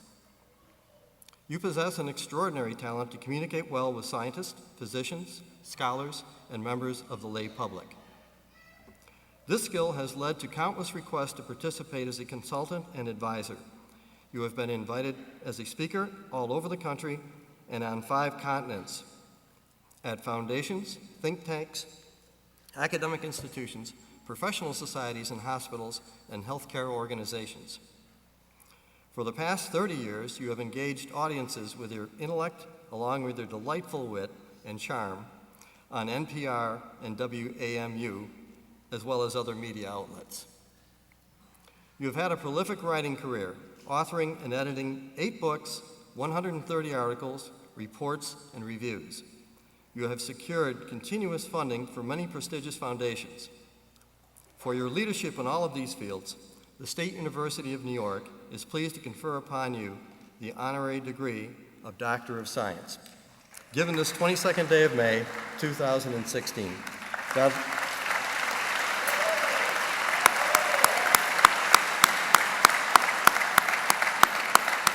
Dr. LaRoccarina, I have the honor to present Dr. Samuel Gorwitz, a candidate for the degree of Doctor of Science, honoris causa. By virtue of the authority vested in me by the trustees of the State University of New York, the faculty of the State University of New York concurring, I confer upon you the degree Doctor of Science, honoris causa, and invest you with the rights and privileges pertaining thereunto.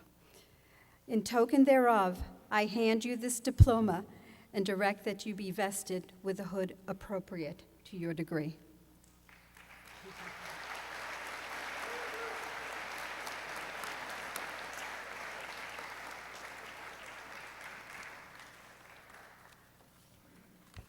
We will now hear remarks from Dr. Gorwitz.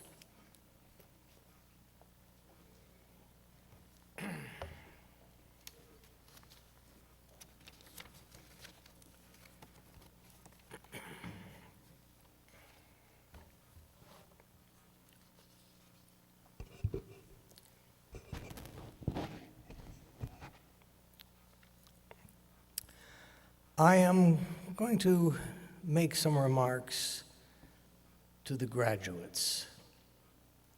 Everybody else can eavesdrop.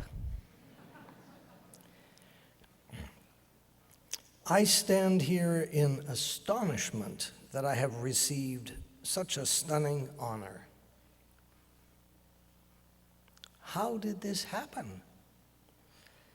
That question makes me think of what I owe to those in my past, parents, teachers, supportive family, splendid, enriching, and inspiring colleagues, helpful and generous friends, and generations of students from whom I have learned so much.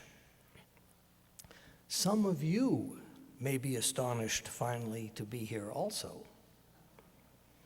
Surely, as your dean and classmates and president have already emphasized, you are all mindful of the debts of gratitude you owe for the gifts in your past that enabled you to do it, along with your own tenacious, very hard work. But your thoughts will properly focus on what lies ahead. As you think now mainly about your future, you see this antique guy and may expect that I'll talk mostly about that past that got me here, including some hard work of my own. So these are two different lenses on time, past and future. I want to talk about time, and especially about how we might think about the relationship of past to future. Raise your hand if you have a bank account of any kind.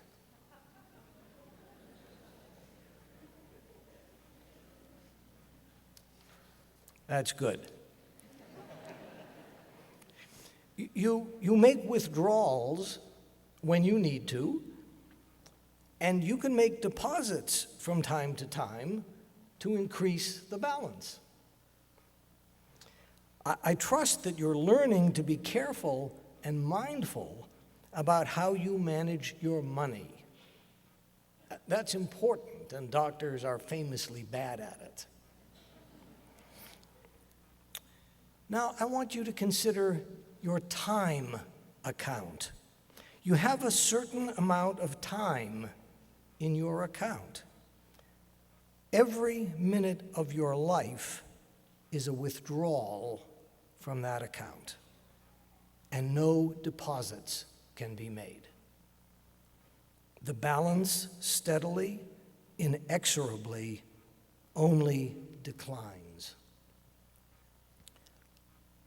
Recognizing this should prompt you to think very carefully about how you spend those minutes from that account.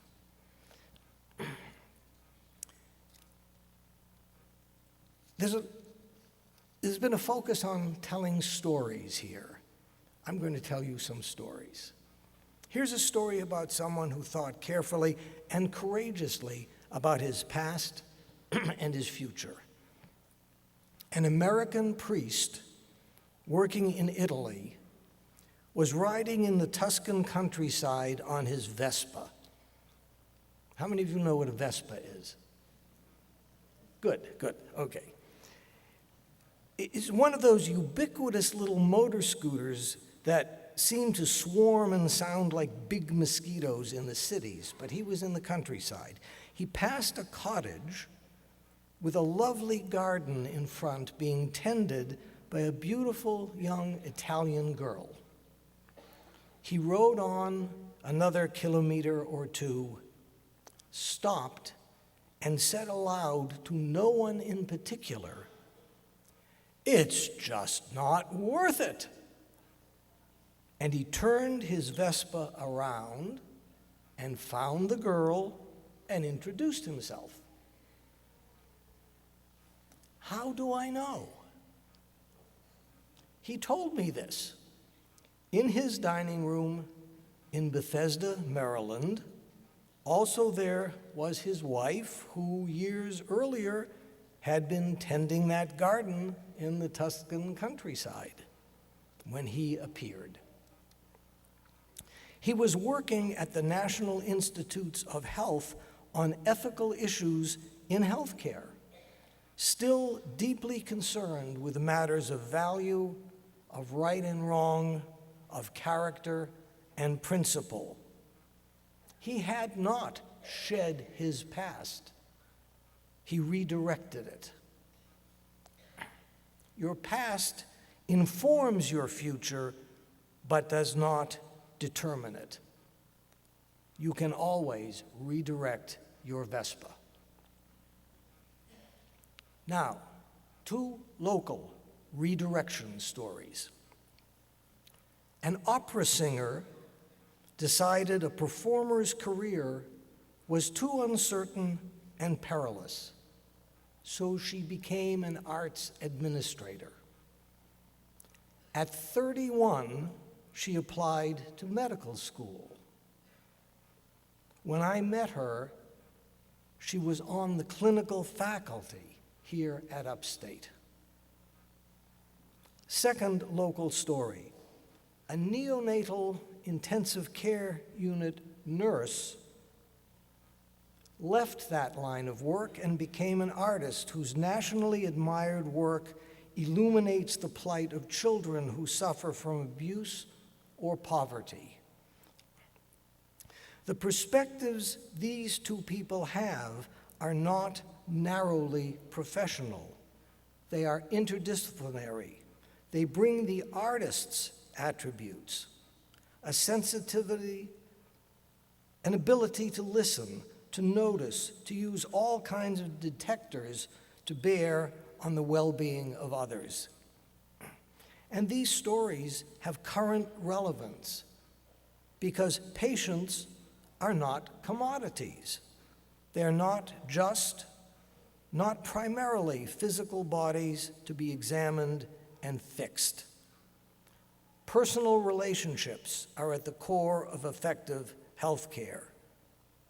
But too many doctors have narrow technical perspectives. Whatever area of medicine you pursue, you will have direct interactions with patients, opportunities to provide hands-on care, to raise or lower their anxiety, to reinforce or undermine their trust, to make them feel respected or demeaned. Bring your whole past to bear on those encounters. Everything you've learned, seen, and felt. not just your professional training. Remember the artist, and there is some artist in every one of you. And try to notice what others too often miss. One final story. Years ago, I visited a hospital in London where there had been many problems of quality control in the care of elderly patients. Finally, in desperation, the CEO put the nurses in charge of the doctors. Some of the doctors quit, but patient outcomes improved dramatically. Doctors do not like hearing this story. One challenge faced by nurses is, of course, how to decide what is the right thing to do in challenging situations. Another challenge at times is how to get away with doing the right thing if the doctors are too limited in their vision to understand it.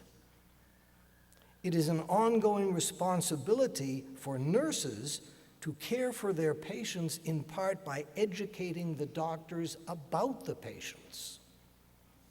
Good doctors respect and listen to their patients, to nurses, to other health professionals, all of whom can enlarge their vision, deepen their understanding, and help them remember this: no two patients are the same person, and who the patient is can matter much more than what the patient has. I'm out of time at this podium, but I'm not done with time. There's plenty left in my account. And I'm resolved to use it henceforth to live up to this high honor, to reflect well on SUNY, not by the past work I have done that got me here, but what I do as you and I go forth together to make the world better through our efforts. I'll be mindful and deliberate about how I spend each minute from my time account. Please do the same. Congratulations and thanks for listening.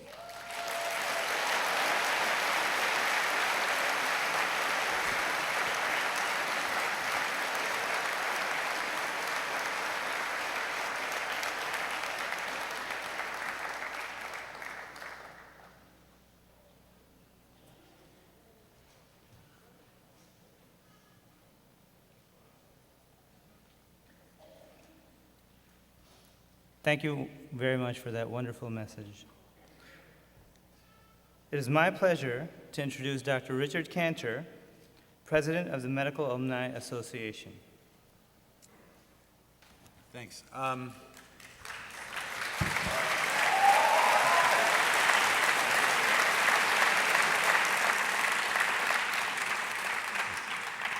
I had written some things down, and as most things are in life, they really don't make any sense until you get there. I represent the Alumni Association. We are supporters of students who went here, will go here, and have gone here. And we have a simple job. It's to be a student advocate. You started this day applauding these people and yourselves for the extraordinary circle of life that's in this room. But I can tell you from personal experience that there's really never been a class like this in many years. And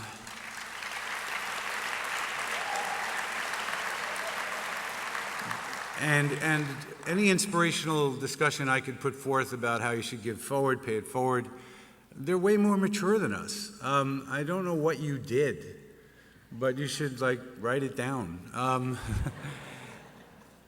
This is a group of people who are educators in their own right, of a lot of the physicians sitting in this chair. As you saw, my own daughter's in this class, and the old saying that a child is father to the man or woman is true. This is a group that doesn't sweat the small stuff, that looked past tremendous changes in education locally and the challenges that were put forth to the institution to match their needs. And I can tell you it's a work in collaboration. And with our new president, I think we're going to do the right thing. I personally love so many of these kids that this is very emotional for me to say goodbye to you. And it's really freaking me out that you're doctors. This is going to take some time. You're supposed to know your audience when you talk to people, so let me ask our children, how many of you owe a fair amount of money regarding your educational process? I really have not much more to say. I can't ask for a penny. I won't. It's almost incongruous to bring up donating and doing things.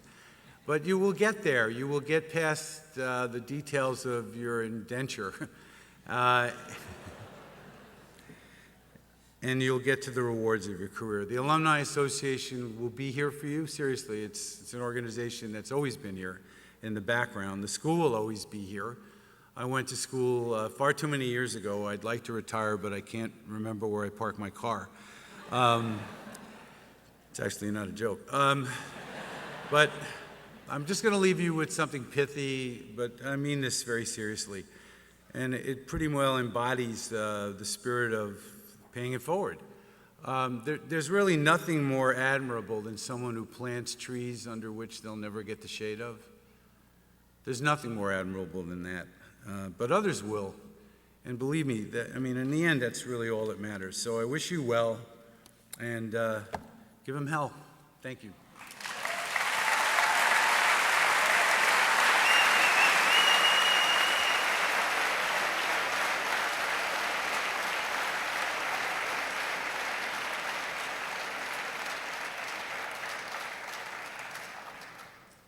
Dr. Cantor will present the Medical Alumni Awards.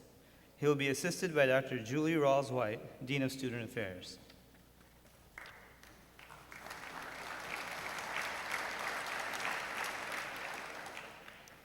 The class of 2016 recognizes faculty and departments by nominating them to receive awards from the Medical Alumni Association.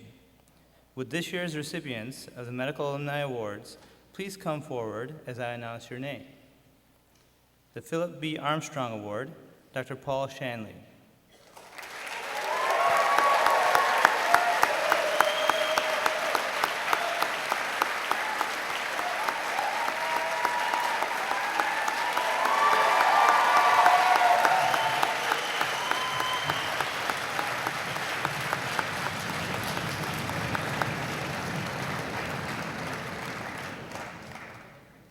The Departmental Teaching Award for Basic Sciences, Pathology. This award will be accepted by Dr. Robert Corona, Chair of the Pathology Department.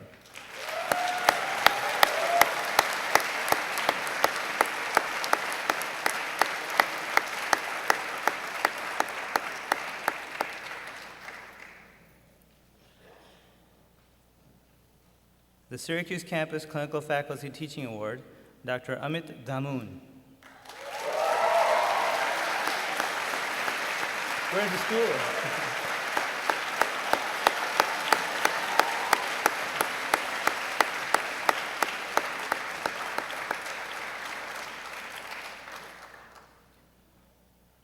The Syracuse Campus Clinical Syracuse Campus Clinical Department Teaching Award, Internal Medicine. This award will be accepted by Dr. Sri Narsapur, Chair of the Internal Medicine Department.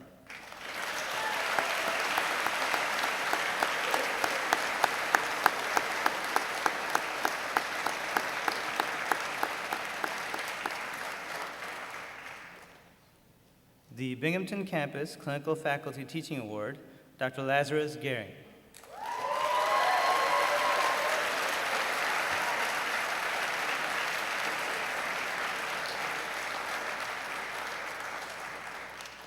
And while he's up there, the Binghamton Campus Clinical Department Teaching Award, Family Medicine. This award will be accepted by Dr. Lazarus Gehring.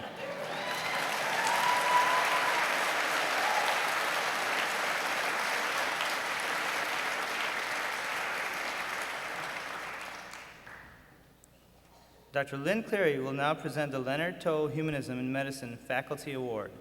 This award, given by the Arnold P. Gold Foundation, recognizes and honors a faculty member who demonstrates the highest standard of integrity, excellence, compassion, altruism, respect, empathy, and service. Dr. Amit Damoon has been selected by the graduating class to receive this award.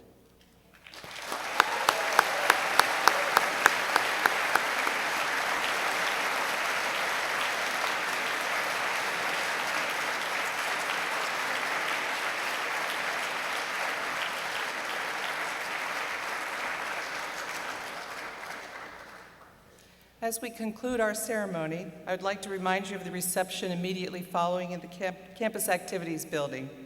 The recipients of awards may pick up their award at the awards table at the reception. A photographer is available to take photos of graduates with their families and faculty. As a reminder, the graduates will recess to the outside of the building. You will need to meet your graduate outside. Please remain seated until the faculty and graduates have exited. And lastly, please join me one last time in congratulating all of our graduates, honorary degree recipients, and awardees.